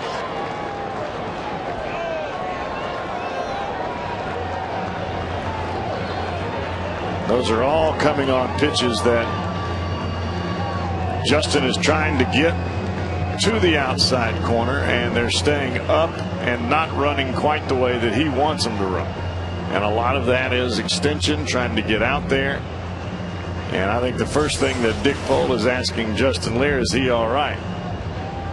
Because if you don't get the proper extension, if your groin is tight, you don't get the proper extension, you can't get the fingers out there to get that ball to run away from the righties and the lefty hitters.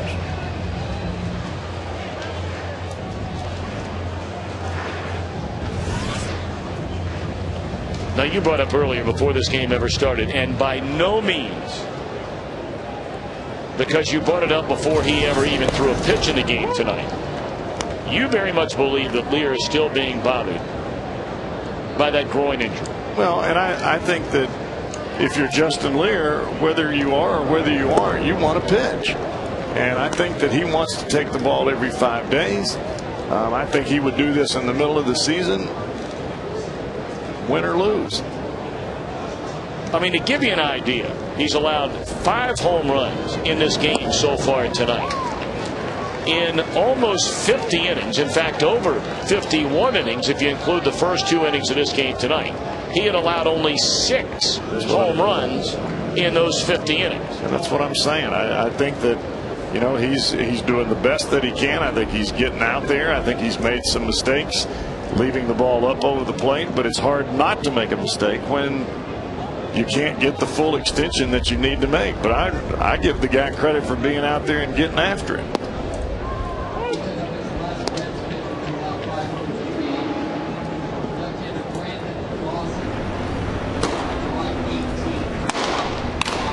Jared Burton is now warming up down in the Reds bullpen.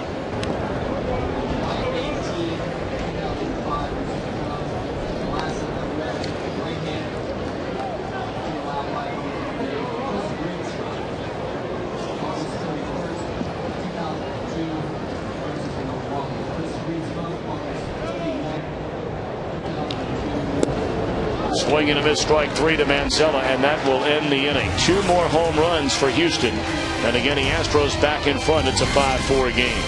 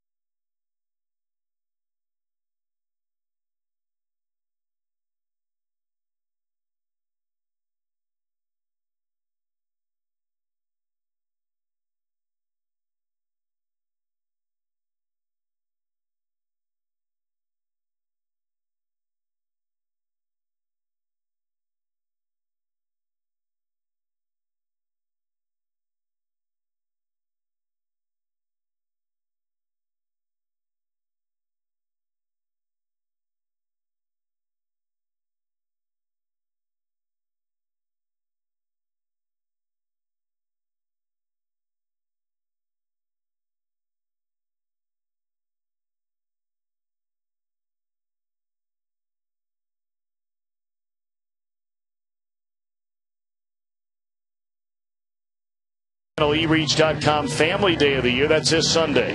When one family member buys a full price ticket in advance of game day, the entire family gets non-premium tickets at half price. Come root for the Reds. They'll take on the Marlins. For your tickets, call 381-REDS or go to Reds.com. And don't forget this Saturday on Fox, Fox Saturday Baseball presents the Cubs and the Cardinals. From Busch Stadium in St. Louis, that's 4 o'clock Eastern. Check local listing.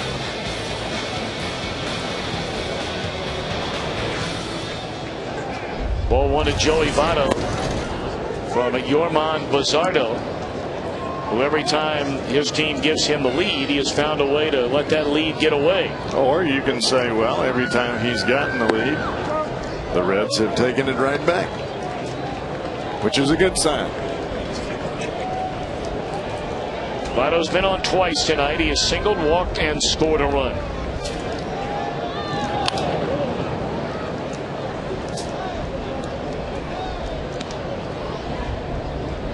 The next pitch for Buzzardo will be his 100th pitch of the game.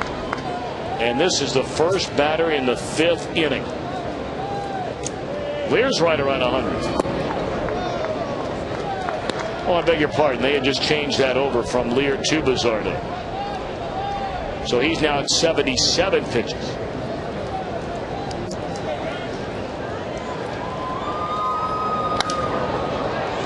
Still 3-2 to Votto. Votto's up there battling. Reds fans, for a great tasting meal and unbeatable value, pick up delicious JTM Philly kits, burgers, or delicious hoagies at your favorite grocer. JTM, food, family, and fun. 3-2 on Votto, and there's a leadoff walk. When I see at bats like that, it makes me look back at what we were talking about earlier about the at bat from Scott Rowland. He ended up striking out in the at bat, but he kept fouling off pitch after pitch after pitch, exactly as Votto did there. And now look what happened. Votto's down at first base. Here comes Brandon Phillips with a chance. Put the Reds back up. You know, something we talked about when Votto came back off the disabled list, and you may remember when he was down at Louisville for a handful of games. You know, he was running like crazy, stealing 2-3 bases a night. And we wondered, you know, why Votto is not running at the big league level. And really you have to wonder and continue to wonder why he does not run with more frequency. He is a good base runner. He has much better than average speed. And he has good instincts, too. But he has attempted only 5 stolen bases all year long, and he's made it 4 out of 5 times. And with all due respect to Brandon Phillips, it's no knock on Phillips, who's been batting behind Votto all year long.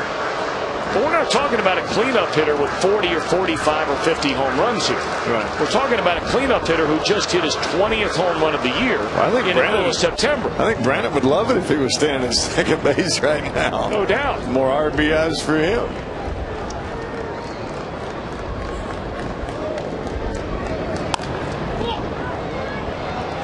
Well, they're going to get 1, and they got 2.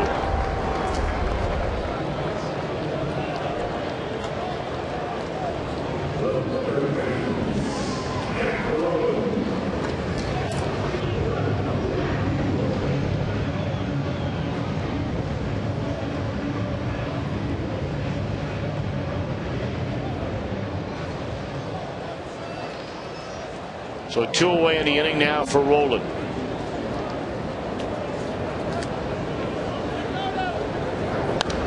Foul away, strike 1. Buzzardo has only had 1 scoreless inning, and that was the first inning when he struck out Rowland, leaving 2. Reds got a home run by Gomes in the second, a homer by Stubbs, and a sac fly RBI by Rowland in the third. A double and a suicide squeeze to bring in a run in the fourth. And after a leadoff walk, Buzzardo gets the double play ball. Good breaking ball there. Maybe his best of the night.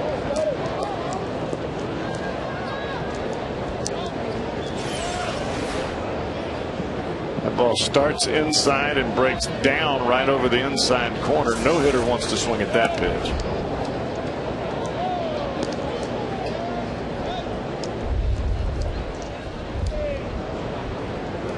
Definitely not afraid to throw the ball inside.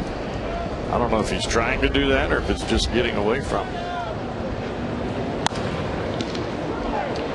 Knocked down by Blum. It trickles to Matsui, and it throws not in time to get rolling. That'll be an infield hit for Scotty.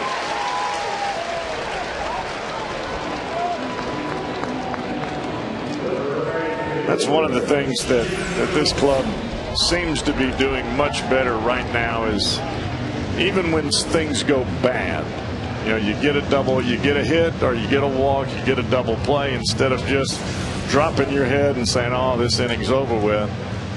They don't do that. They just keep coming and keep grinding and keep coming and keep grinding, because I think each one of them knows that there's a batter that's behind them that if they can get on, this guy might drive me in. He might jack it out of here. Well, here's one guy that's already jacked one out of here tonight, Johnny Gomes. And he rolls one to the second baseman, which should end the inning, and it will. A scoreless fifth for the Reds. We go to the sixth. Houston with a 1-run lead.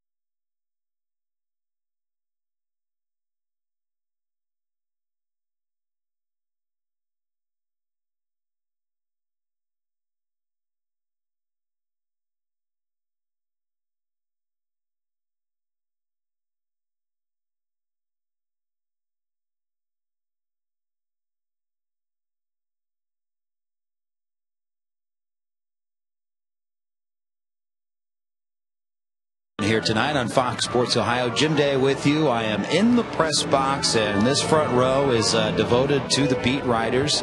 And tonight it's Hal McCoy's night, so he is off celebrating. But this is where Hal McCoy does his craft, and the men and women behind me as well.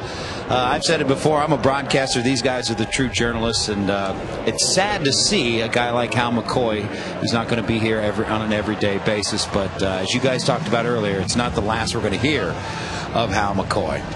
All right, let's talk some movies, shall we? We continue our quest to figure out the best baseball movie as far as Reds fans are concerned. And round one went to The Natural. Round two went to The Sandlot in an upset. And tonight, it is 8 men out, Bull Durham, The Babe, and Cobb going head-to-head. Now, Friday night, the 4 winners are going to face off, and you're deciding tonight's winner as we speak. Bull Durham with the lead, but still a chance for your vote to be heard. 37664 is where you text your votes to 1, 2, 3, or 4. Standard text message rates apply. We'll have the final results coming up on Reds Live Postgame. And as Pedro Viola goes to work here in the 6th inning, we also invite you to post your comments on Facebook, facebook.com/Fox Sports Ohio. Post your comments about the movies, what you liked or disliked about the movie, or anything. And we'll post the best comments on Reds Live Postgame. Tom Brenneman. Jimbo, thank you very much. Viola in only his 4th appearance. Called back up to the big leagues for the first time. Made his major league debut on September 8th. It looked like when he came out the first time he was going to have a difficult time throwing strikes, and just like magic, he started filling up the strike zone. What are your impressions of this young left-hander? The Reds are very high on him. I like him. I like him a lot. I think he's very difficult to pick up. You talk to some of the other teams, some of the other players, and even though he's only faced a couple of guys that I know, he's hard to pick up, especially if he would slow down his windup a little bit. He's pretty quick, and it doesn't give you long enough to keep that ball behind your back. That one shot into right center field by the pinch hitter Edwin Masonette. So the night is over for Houston starter Yorman Bazardo. Goes 5 innings, allows 4 runs. But even this pitch here is a great breaking ball. It's got a great bite to it.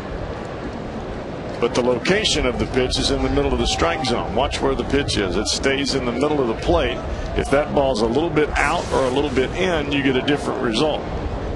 Even though the ball was only about a foot off the ground, if it's in the heart of the plate, it's easier for the hitter to make contact. One thing you notice right away about Viola, who has pitched exclusively this year out of the bullpen, with nobody on like a starting pitcher, he works out of a windup.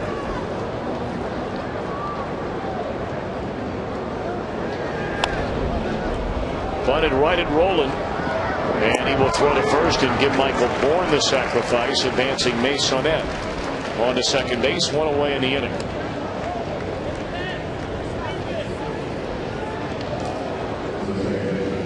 So a battle of bullpens here tonight. Justin Lear allows 11 hits, 5 runs in 5 innings. Bazardo in line for the time being for a victory. Allows 7 hits and 4 runs in 5 innings. Now Viola to face Matsui, who turns around to bat right-handed.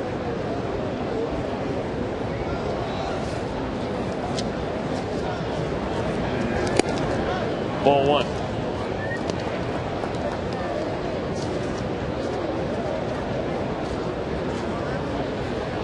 This is where Viola seems to take his time a little bit more.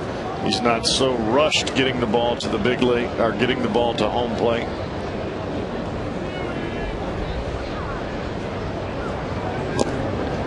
And that's when he's really got that downward plane, and it almost looks like the ball is coming out of his front left side of his chest, almost where the Reds logo is when he brings the ball to home plate.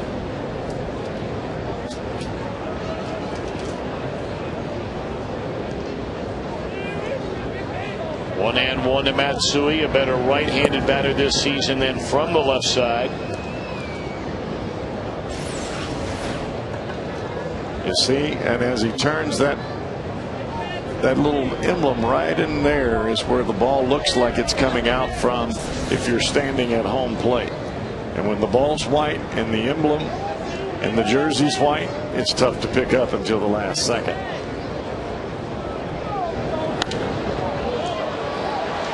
Hardy on a fastball as Matsui into foul ground. It's out of play.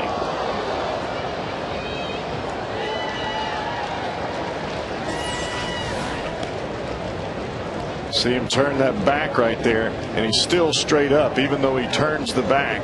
And just at the last second, the ball's behind his head. So you still, that ball, even though it's right here, you don't see that as a hitter, because the hitter is actually looking at it from this angle. But when the ball comes out, it looks like it's coming right out of his chest. And it is tough to pick up.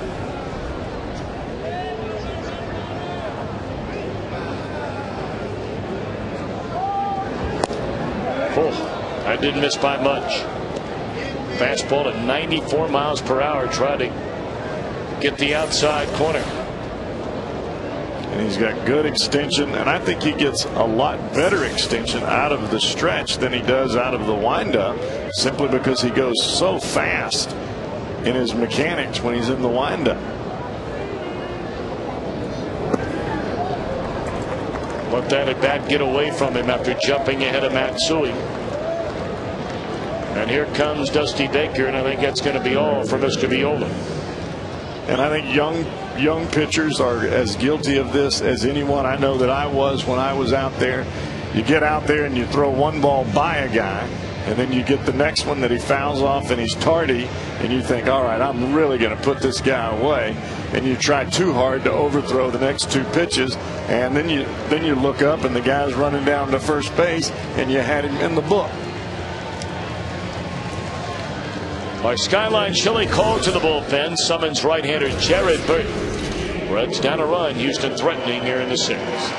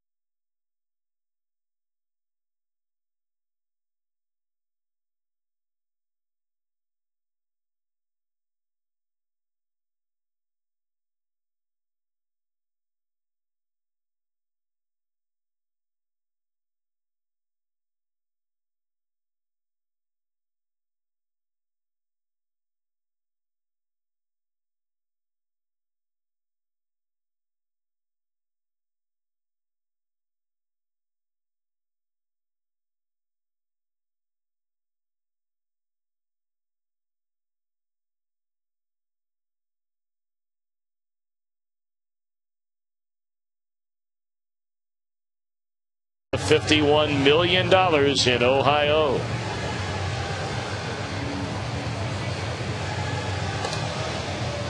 A double switch made by the manager Dusty Baker. Jay Bruce takes over in right field for Johnny Gomes. He'll bat in the 9th spot. And taking over on the mound is Jared Burton. So I guess that answers the question that a lot of folks had.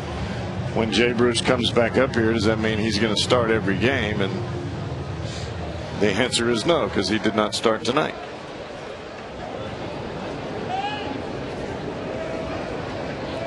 The Astros have Masonette at second base. They have Kaz Matsui at first, and Hunter Pence is the batter. 2 for 3 in the game. Astros lead by a run. We are only in the 6th inning, the top of the 6th.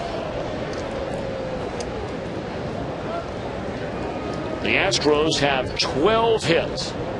They have drawn 2 walks. So that is 14 base runners through 5 1/3 innings against Reds pitching. Yet, the only time they have scored runs, they have hit the ball in the seats with nobody on base. 5 solo home runs. All surrendered by starter Justin Lear. The last Reds pitcher to allow 5 home runs in a game was July the 18th, 2005, when Brandon Clausen allowed 5 home runs in a game against the Cubs. The last right-hander for the Reds, Chris Rietzman, back on August the 31st of 2002, gave up 5 home runs in a game against Milwaukee. You got to hope that Burton can get one of those cut fastballs on the outside part of the plate, get that double play ball. Even though Pence runs fast, you get one up the middle. Phillips and Giannis have a chance to turn that one over.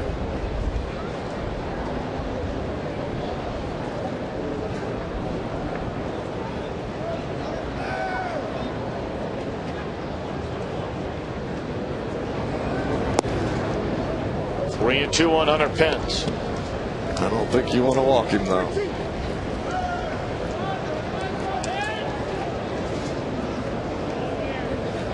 Well, this is one guy you got to really wonder, can the Reds count on Jared Burton looking ahead to 2010? In 07, he was as good as anybody in the game once he got the chance in the second half of the year.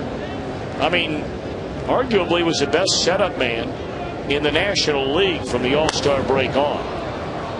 It's in the air to right. Bruce the catch. And Masonette will advance on to third. It's a good thing Matsui wasn't tagging up, where he'd have been standing at second base. He definitely airmailed everybody on that one. And had no chance to throw out Masonette. None. But getting back to Burton, in 2008, when he was healthy, Burton threw the ball well, but he missed a lot of time. This year, it's been a rough ride. Well, he's just, with the emergence of Nick Massett, it has cut down on the appearance time or the appearances for Jared Burton. And in the 2 years prior to that, he was getting a lot more work. And out of that bullpen, it's kind of feast or famine. It really is. You're either going to earn a spot as one of the top 3 or 4 guys, or you're going to be given a spot as one of the bottom 3 guys. Well put.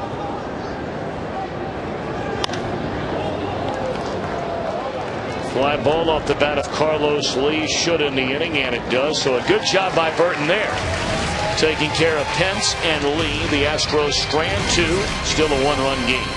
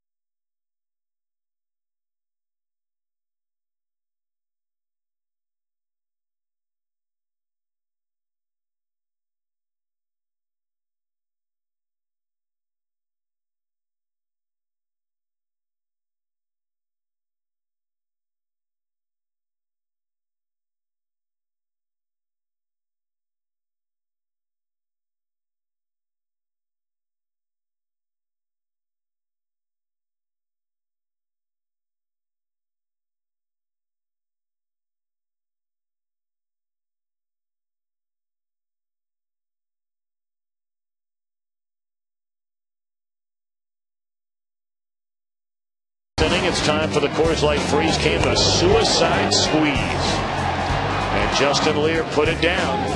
Vladimir Valentin racing down the line and scores easily. At the time, that gave the Reds a lead. But then Houston in the 5th inning scored twice to jump in front by our current 5-4 score. Well, this is Wilton Lopez taking over for the Houston Astros and for Yorman Bizardo. It's only the 3rd appearance for him this year, and Lopez is his 3rd major league appearance. He made his major league debut against Arizona back on August 28th. 26 years old, pitched for Corpus Christi most of the year, and most of the year he was pitching in a starting situation. Had 15 starts, and I'm sure, as the Reds are, the Astros would like to see what some of their youngsters can do. And first pitch swinging, Vladimir Valentin, a base hit in the left field. His second hit in 3 at-bats tonight. So the tying run aboard to begin the Reds' 6th inning. That's one thing that Valentin can do with his eyes closed. A fastball down and away. He's so strong that he can get the bat to it and pull it right in that hole over there between shortstop and third base.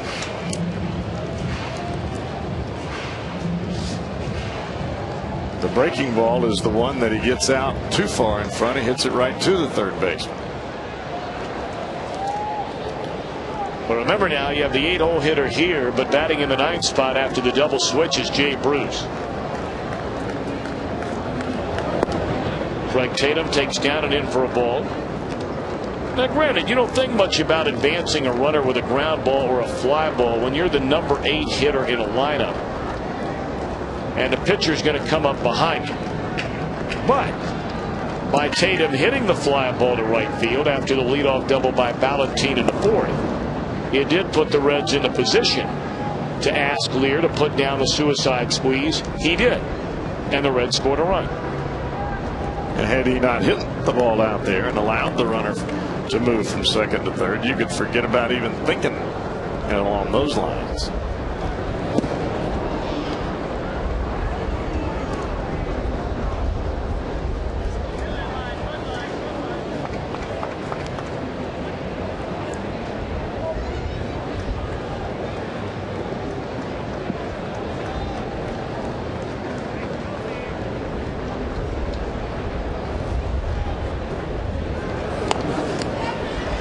Bunted by Tatum. This will be a sacrifice. Job well done, Craig Tatum, advancing Vladimir onto second base. I think that's a good play there. You stay out of the double play. You give Jay Bruce an opportunity to hit off of a right-hander that has not pitched very well at all at the big league level. You see Tatum get the bat out in front, keeps the bat level, and all he does is just catch the baseball with the bat. But now you've got a chance to give Jay Bruce long ball. We're back in tie ball game or 1-run territory, 1-1 lead territory. Jay batting for the first time tonight. Ball 1 outside. You know, Jay Bruce, another young man who has a lot of ground to make up. So young, very talented. There's no debate about that. Burst onto the scene in such a huge way in 2007 as a rookie. But I mean, you got to admit the numbers don't lie. Yeah, he's got 18 home runs, but Bruce is batting .211. And I think a lot of that is pressing, trying to be a big leaguer before you get used to being up here. Sometimes there are many guys. I know that you get a lot of guys that come to the big leagues and then they want to prove they belong right away, and they forget about hitting and catching the baseball, throwing the baseball, doing the things that allow you to be a great player. Just be yourself. You don't have to be somebody different. By the way, Wilton Lopez has given up 3 home runs, and this is his 3rd appearance in the big leagues. Fastball away, 2-1.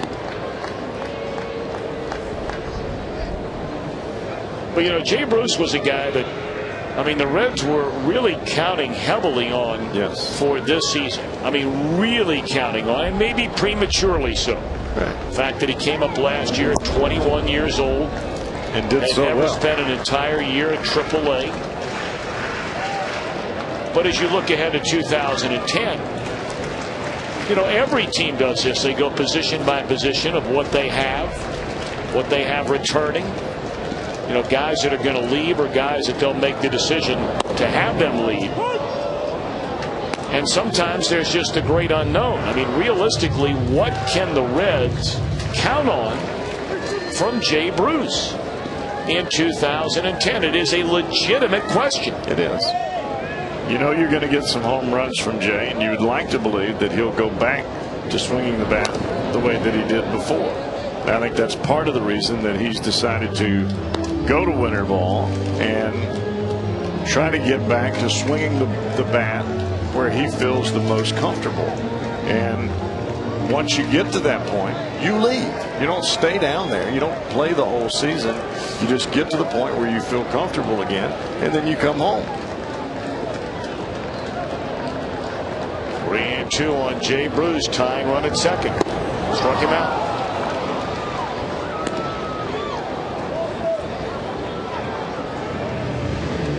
This is the pitch that's given Jay the most problems. Not the inside pitch, the pitch that's outside. That pitch started on the plate and ran off the plate away.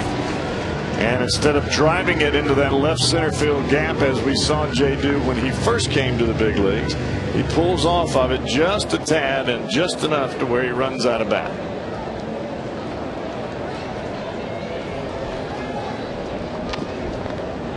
I think everyone is going to watch with tremendous curiosity to see how 2010 is going to go for Jay Bruce.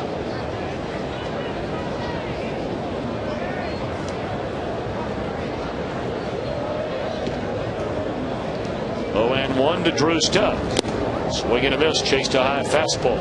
It's 0-2.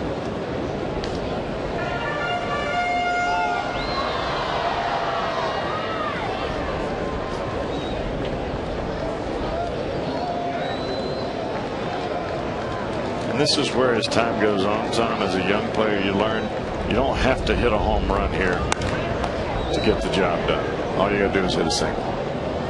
And if a home run comes, well, so be it.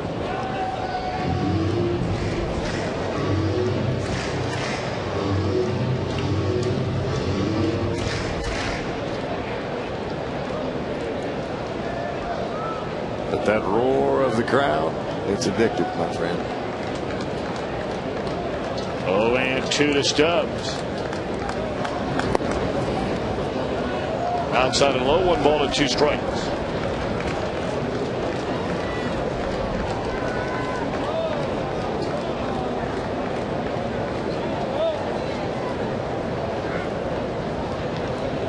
Neither team has a hit all night with a runner in scoring position. Not one. Until now. They're going to wave around the runner. Here comes a throw from short right to the plate. The slide. Safe. Tie game. I tell you what, Valentin got a phenomenal jump on the ball as soon as it was made contact. He came around third like a steamroller heading for home. And not only that, but he made a great slide at home plate, sliding way behind the home plate and just tagging it with his hand. I don't think there was any way that J.R. Tolles was going to get him. Watch this slide, way behind home plate. He's in there. Crack of the bat, boom, he's gone. Heading around third, he had his head down, chin to chest, and he was motoring.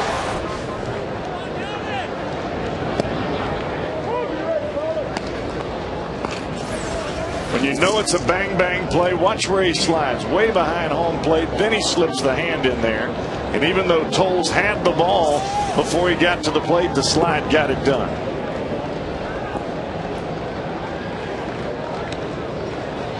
So we're even again, a 5-5 affair here in the bottom half of the 6th inning.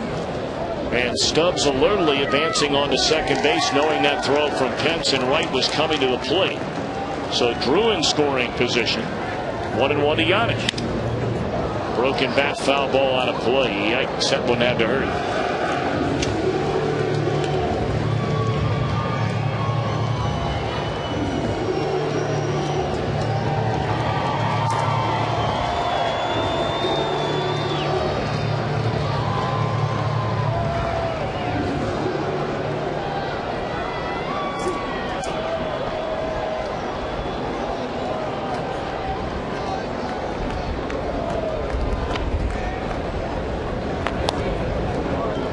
Still a ball and 2 strikes on Paul Giannis. He was a man that broke the tie here last night.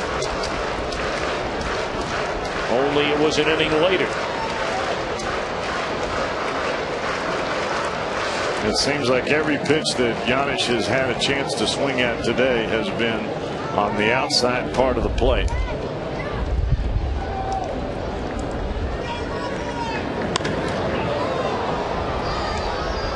Still 1-2. He almost got him one there that he could hammer. That ball, Toll's set up on the outside corner. The ball runs back in where Giannis likes it. That's where all 3 doubles were last night. Middle to the inside part. Stubbs a go-ahead run out at second base with 2 away here in the bottom of the 6th inning, and time is called.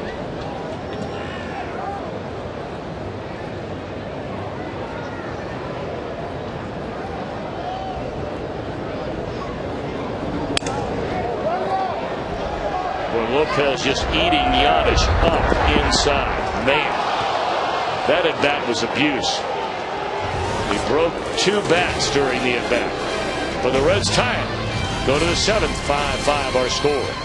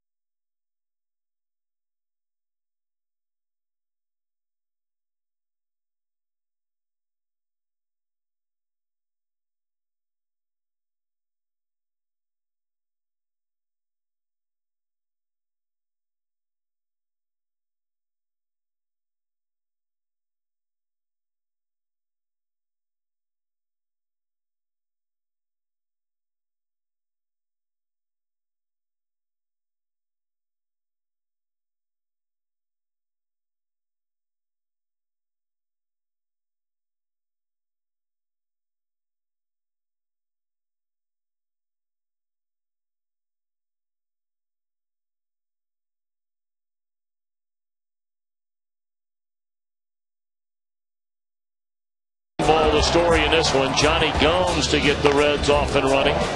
But then Houston with 3 solo home runs in the 3rd. Matsui, Lee, and Keppinger. Stubbs answered with a long one in the 3rd. The Reds had a suicide squeeze to break a tie, taking the lead in the 4th. But home runs by Blum and Keppinger again. First multi-homer game in the career of Keppinger. Put Houston in front by a run in the 5th, but in the 6th. A 2-out run scoring single by Stubbs. Good base running by Ballantine, and we're tied at 5 as we open the top of the 7th inning. Jared Burton, 3rd pitcher used tonight by Dusty Baker, following Justin Lear and Pedro Viola. Lear allowed all 5 runs on 5 solo home runs. Foul territory, and that one's out of play.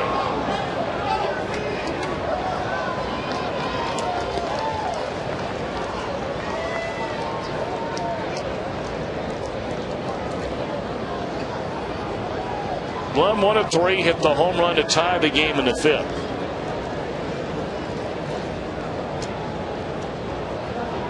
Burton came on to retire the final 2 batters with 2 on and 1 out in the 6th. Check swing and a miss. That's vintage Jared Burton from 07. You got it. Most of 08. Looks like a fastball until it gets right to home plate. Watch where this ball goes. Good night.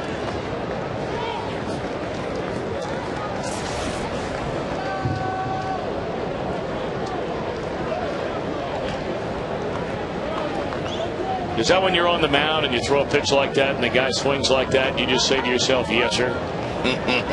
Yeah, pretty much. Gotcha. No, but do you say gotcha or do you say yes, sir? Gosh, it's been so long since I've been out there. I forgot. I'm probably saying, whoo-wee. Tapper foul. What a night it's been for Keppinger. A single in the 2nd, a home run to left in the 3rd, A home run to left center in the 5th. First time in his major league career he's hit 2 or more home runs in a game.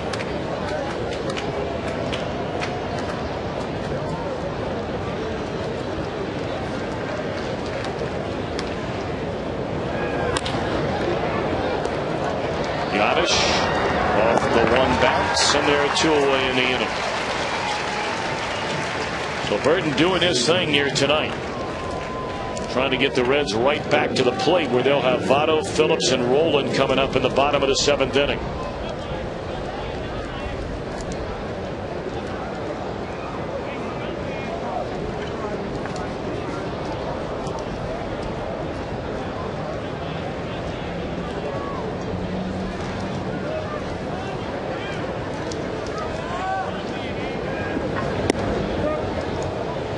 Ball 1 to J.R. Tolles, who singled in the 2nd inning.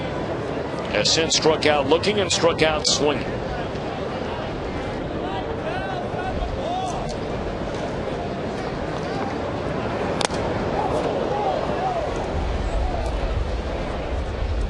It looked like that was fouled off the mask of Tatum, wasn't it? Yeah, we get more catchers whacked. I mean, that ball hit him right in the, looked like the forehead. Look at his eyes. That's what those catchers' masks are made that way for. They're the goalie mask, like the hockey mask. They're made that way to deflect the baseball. When Hannigan got hit, his bent.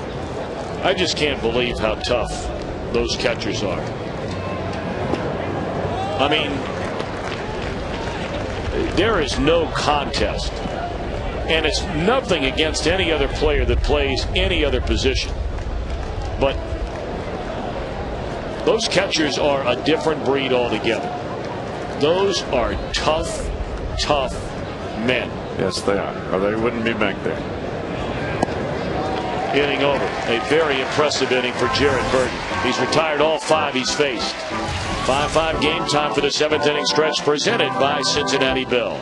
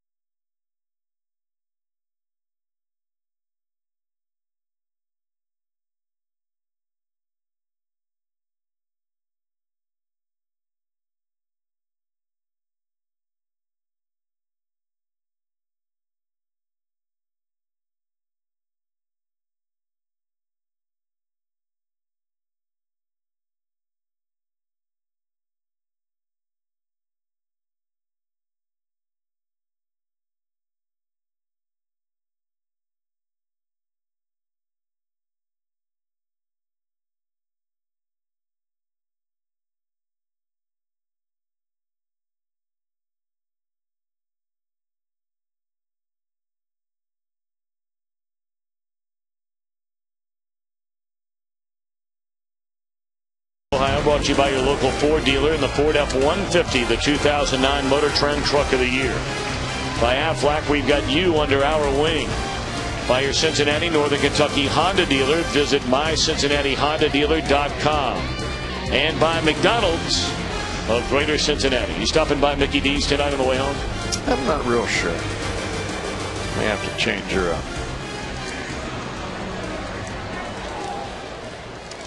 Left-hander Wesley Wright takes over on the mound for Houston, following Yorman Bazardo and Wilton Lopez. Joey Votto looks at ball 1 down low. For those that weren't with us 2 nights ago, the Cowboy on the way home from the ballpark the other night. You're so bad. Stop by McDonald's. Our proud sponsor, I might add, McDonald's. That one dribbled off the plate, foul. And had a pair, two double quarter pounders with cheese, and a pair, two, of McFlurries. Oreo cookie McFlurries, I might add. Now, the one thing I meant to ask you about when you talked about liking the pickles on that double quarter pounder with cheese, but you asked them to hold the onions. I get it with the onions because I like the taste of the onions that are mixed in there. But I thought you said you said something about not sleeping well. Well, I don't eat the onions. I take them off. When I get home, I scrape them off.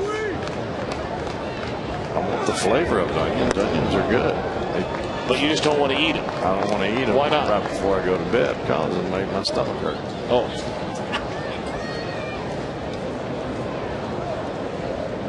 You know, I really don't know. I don't know that. They don't bother mine. But, you know, everybody's different. Fastball strike, 3-2 to Votto. Has been on base 3 times tonight. A single, a couple of walks, has scored a run. Plus, onions and ice cream don't mix real good anyway.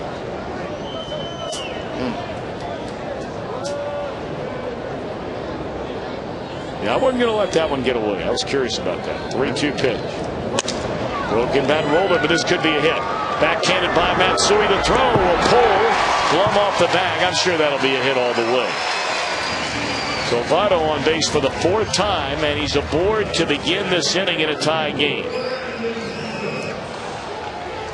We remind you the fan zone at Great American Ballpark is the place to be before Reds home games. Enjoy food and drinks and games, live music at the AT&T Concert Series, some of the great bands of the Tri-State, interactive games at Chiquita High Heat, Carpet Land, Run It Out Track, and the Recreations Outlet play area, great for the kids. I've taken mine there, believe me. They'll have a ball. Not many games left on the home front. Call 381-REDS or go to reds.com.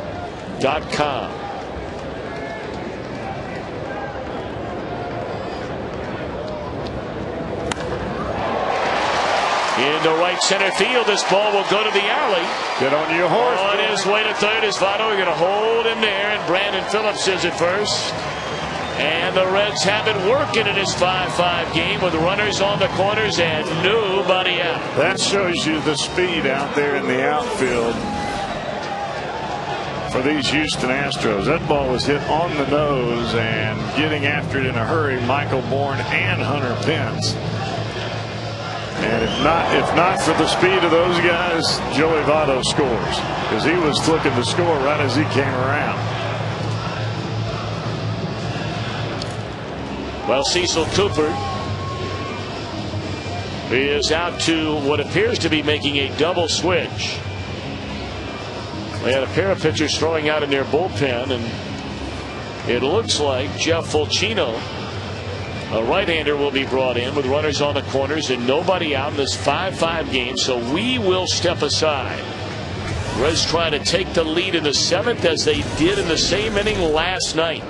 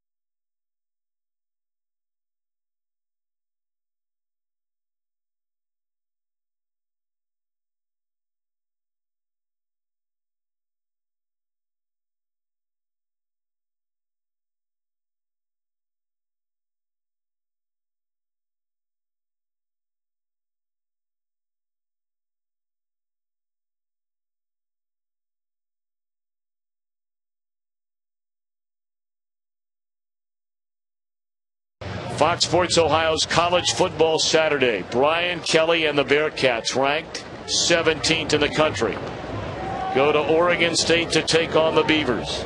Presented by your Cincinnati and Northern Kentucky Honda dealers. Thank you, Cowboy. What were you writing there? Nothing.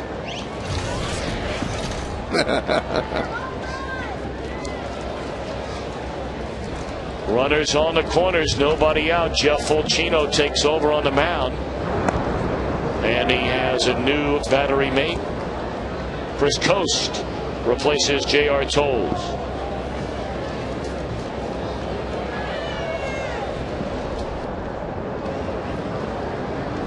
Fulcino's had a very nice season. Been a busy man in that Houston bullpen.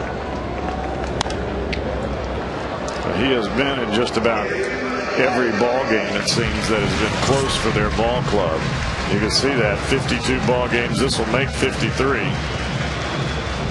Hasn't walked a whole lot of guys, hasn't struck out a whole lot of guys, but the big thing for him is he's kept the home runs to a minimum. And in their ballpark, that's a good thing.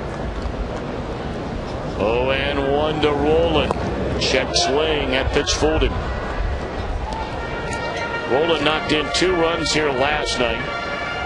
1 on a sac fly.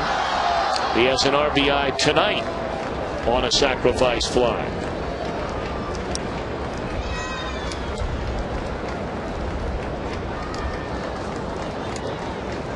He gave up a run in game 1 on 1 2/3 innings pitch, and I'm sure the Reds would like to get a run right here, whether it's his or whoever's. And they're going to score on a pitch in the dirt. A wild pitch.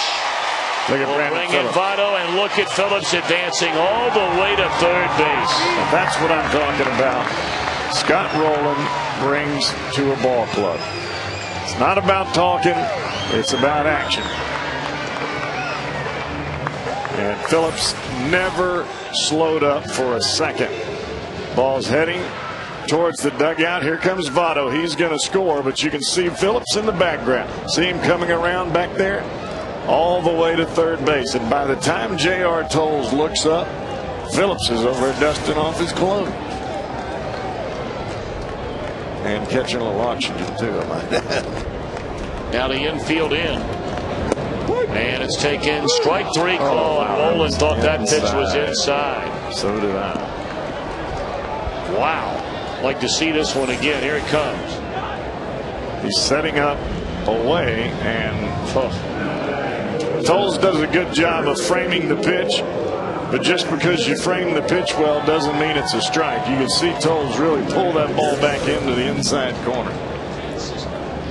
Coast, excuse me. Tolles has been in there the whole ball game. That's Chris Coast back there now. Juan Francisco makes his second major league appearance. Well, what a monster year this young man had in the minor leagues this season in the Reds organization, starting the year at Double-A Carolina, finishing the year knocking a cover off the ball at Triple-A Louisville. And I think as you've noticed, each time he's come to the plate, it's been in an RBI type of situation.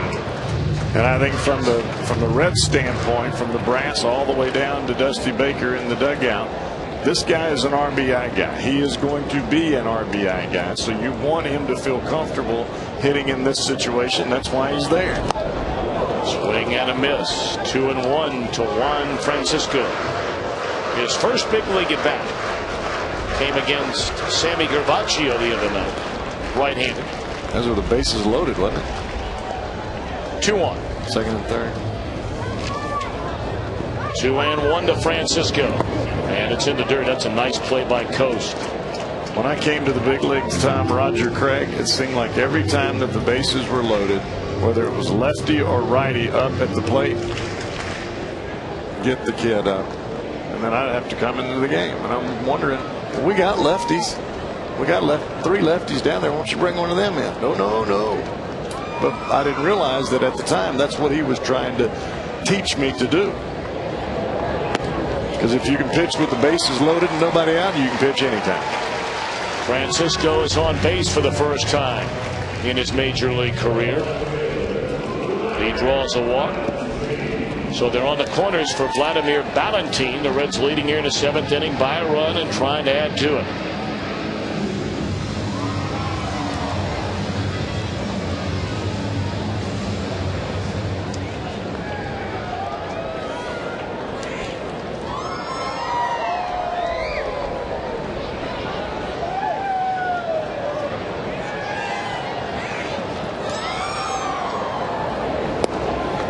Strike one.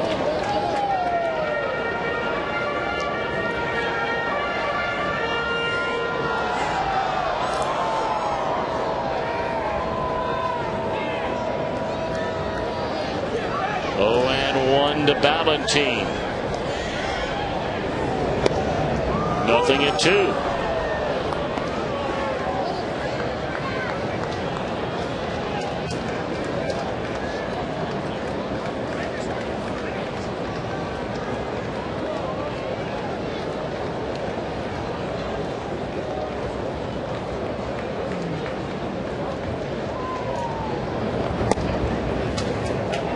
Well, it's a big run standing there at third. Granted, you have taken a lead here in this game. Insurance is a wonderful thing.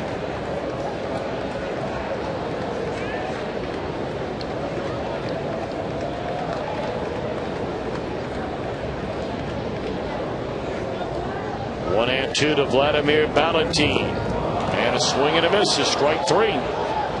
So there are 2 gone in the inning. Fulkino really gets on top of that sinker, and that drives that ball straight down into the ground. You could see the swing as that ball sinks down right in front of home plate. Red's going to send up the pinch hitter Kevin Barker, and he will bat for Craig Tatum. I like the way this guy swings a bat. I just like his approach. That's what I mean. I mean, there's a lot to like. He's not trying to hit the ball out of the ballpark, even though he can. We've seen him go dead center field here. But he's looking for a pitch, especially off of a right-hander that's up and out over the plate, that he can drive into left center field or straight back up the box. Fouled that one off his right foot. Barker is a pinch hitter. And we know, we've heard so much from so many how tough that job is. Since being brought up from the minor leagues, he is 6 for 16.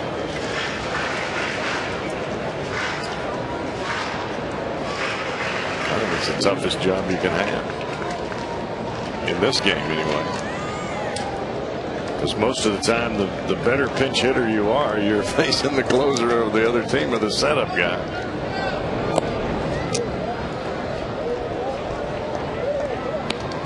Who's either got some kind of crazy trick pitch, slider, hard, split finger, a changeup, or he throws 97. Well, it's one of the things we were, talking earlier about how the game has changed so much, and certainly the age of specialization. I mean, it used to be, like you said, if you were the team's best pinch hitter, you were generally going to wait until the 9th inning to see a closer. Maybe if you came up in the 7th inning, you weren't seeing a guy that was all that tough. But now in the 7th inning, I mean, you're facing guys now on just about every major league team that from the 7th inning on, they've got hammers in that bullpen. If they have the lead, you're going to see the best they got for the 7th, 8th, and 9th. You're going to see the 3 best guys that they have in that bullpen. And in this day and age in baseball, most teams are pretty good. Yeah, you're right.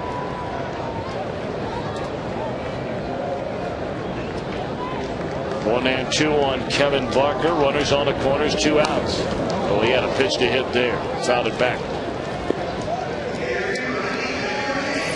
Well, he's thinking this ball is going to sink, and he swings underneath the baseball, and he just misses it. The ball doesn't sink. That one stayed straight on him. Had the ball had a little sink to it, he'd have driven it the other way. He's got a nice swing. He does. Down and flat and through the ball. 1 and 2 to Barker. And then strike 3 called on the outside corner. I'm not sure he liked the call. In fact, I'm sure he didn't like it. Thought it was outside. A couple of questionable calls in the inning by Jim Reynolds. But the Reds take the lead at 6-5. We go to the 8th.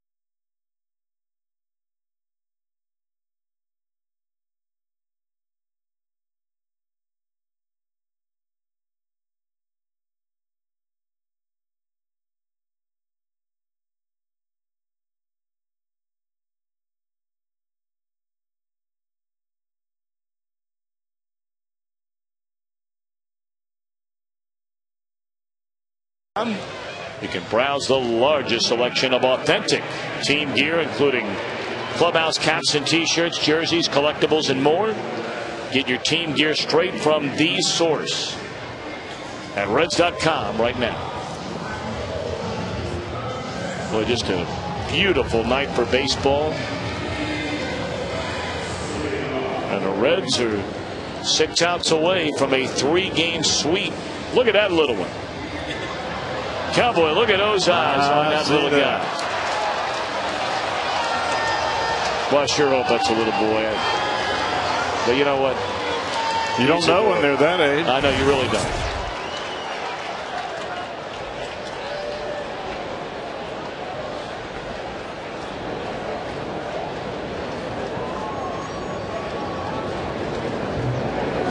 Jason Michaels to pinch hit, leading off the Houston 8th inning against the new Reds pitcher Nick Massett. Ryan Hannigan takes over behind the plate, and it's popped up and playable right in front of the mound. Scott Rowland for out number 1.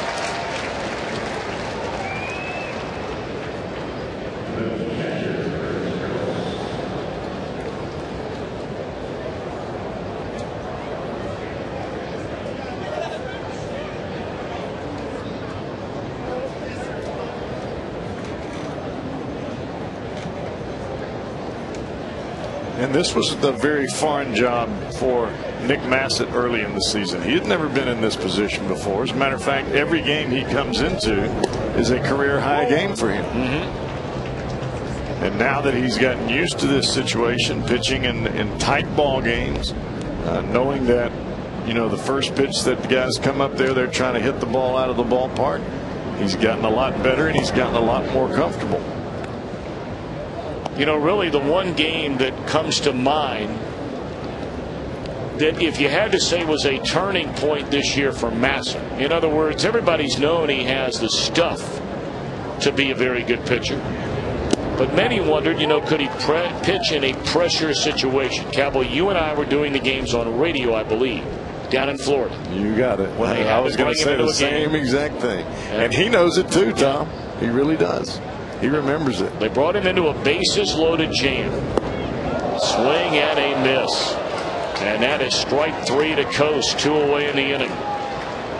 And he got out of the jam, and really from that day on, he has been just unbelievable. Yeah, he had the one stretch when he came off the disabled list where that was a little fell into a little trouble, gave up some home runs, a grand slam to Manny Ramirez. But other than that, he has been money. And I think he learned from the grand slam with Ramirez. I think he got a little adrenaline, forgot about pitching a little bit, and thought about power more than the other. And you know, that's just part of learning at this point in the game.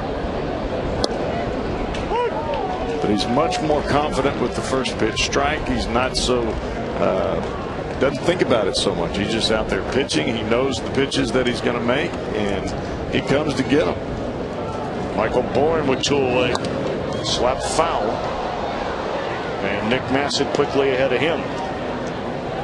But what's amazing is that Massett being in territory at the amount of games that he's pitched in that he's never been in before, and yet he's pitching better baseball than he's ever pitched in his life because somebody finally gave him a chance to do it. Rounded to short in a 1-2-3 8th inning for Nick Massett. He pops that fist into the glove, and why not? Bullpen has been sensational again so far tonight.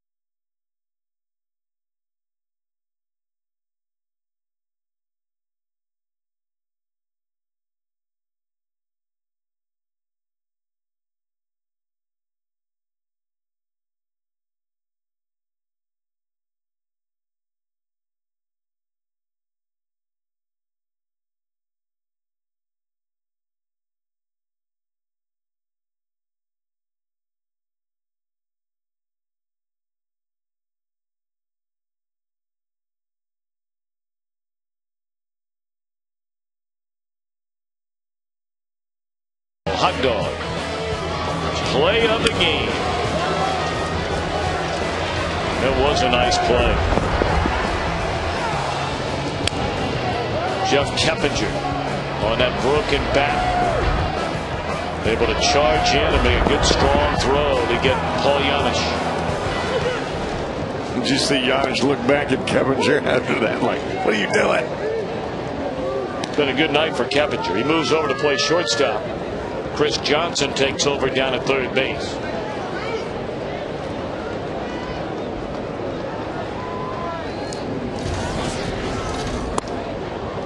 Oh, and 2 to Jay Bruce.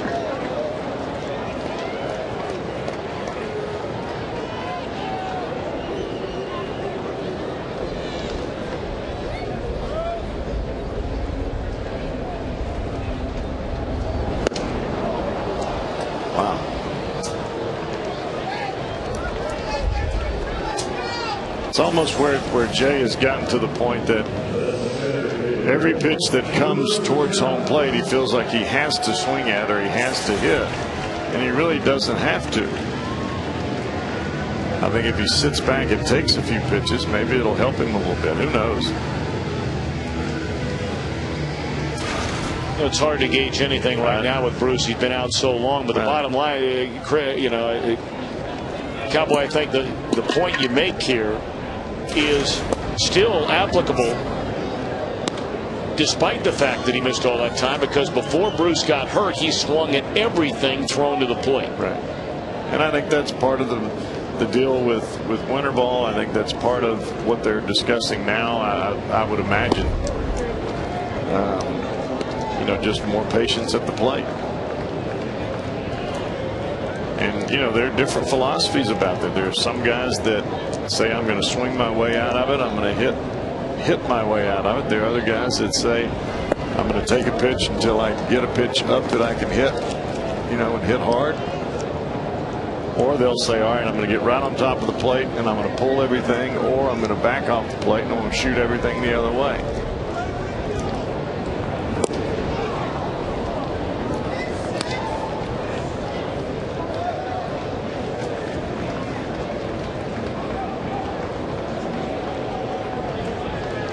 I just know that it was very easy as a pitcher to tell when a hitter was in trouble, and you could find that spot in a hurry.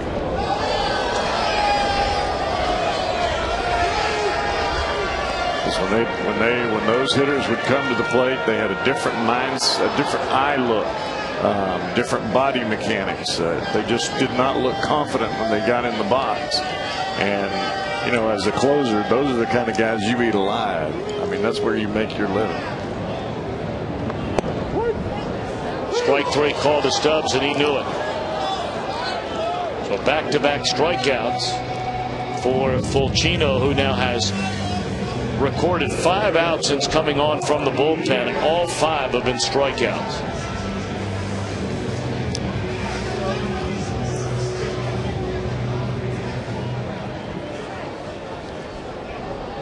Francisco Cordero cranking it up in the Reds bullpen. He'll try and come on and save a game for a 3rd consecutive night. The trio of Massett, Burton, and Viola have combined for 3 innings of 1-hit shutout baseball. The 1 hit was allowed by Viola, the very first batter he faced in the 6th inning.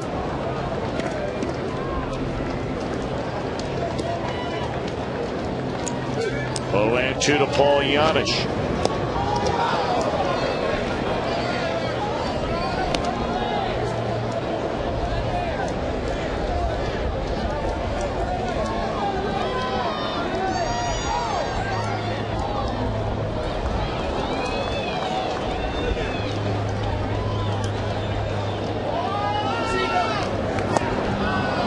All 6 outs recorded by Fulcino, strikeouts.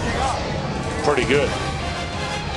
We go to the 9th. Reds trying to close it out and complete the 3-game sweep.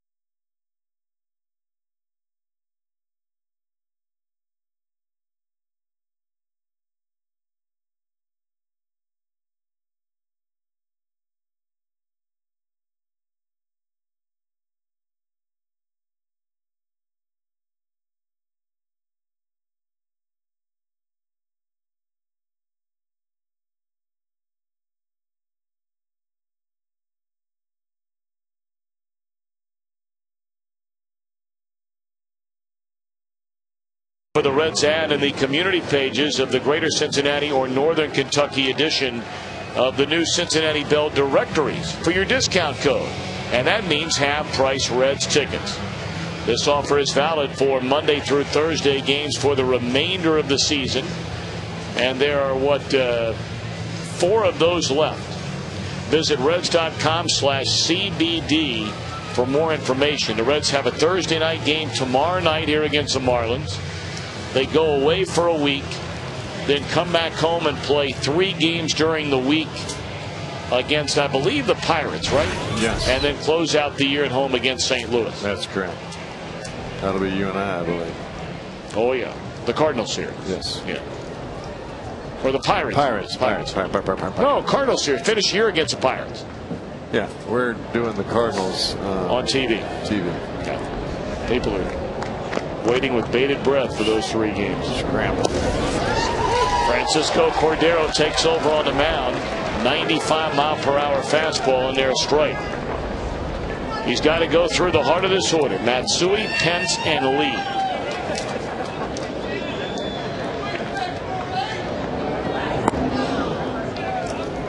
Six runs, 11 hits, 8 men left on base for the Reds. 5 runs, 12 hits in there, and 8 left for Houston. Matsui is homered, walked twice.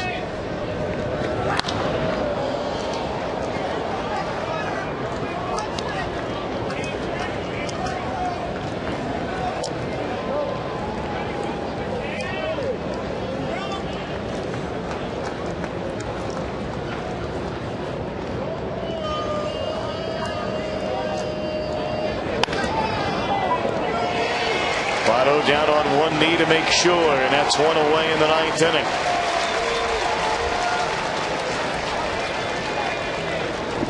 Again, to repeat, when the series began, and again at this point in the year, you try to find that proverbial silver lining. Reds started this series in 5th in the National League Central. They were 6 games away from 3rd place. The 3rd place team, the Houston Astros. They are 2 outs away from being 3 games out of 3rd place. And again, the silver lining, but a silver lining nonetheless. You just keep on coming. Play to win every day.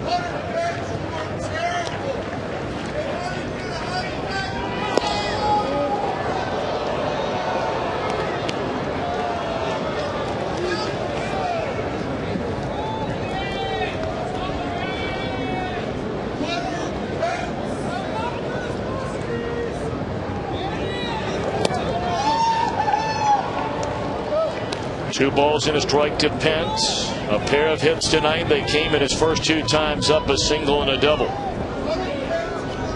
Has since bounced to 3rd and fly to right. That's nasty right there. Well, he really bails out on a pitch that looks like a fastball, trying to hook it. Watch that front foot. Whoa! He almost buckles it.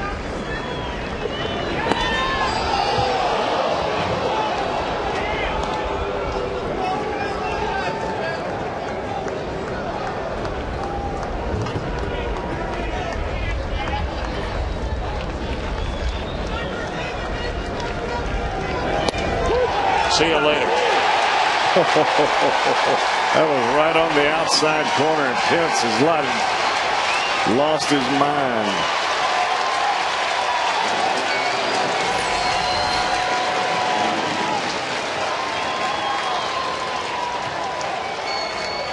That's what happens when you get a pitch up and in that knocks your hands back. Then you go back away. The hitter has no concept of what the plate is now. Great job by Cordero. And Phillips is there. The Reds have swept the Houston Astros in a 3-game series here at Great American Ballpark for the 2nd time this season. Save number 37 for Francisco Cordero. When they come in a hurry. Burton the winner. Wright the loser. Cordero the save. 6-5 our final. We're back with more from Great American Ballpark after this timeout.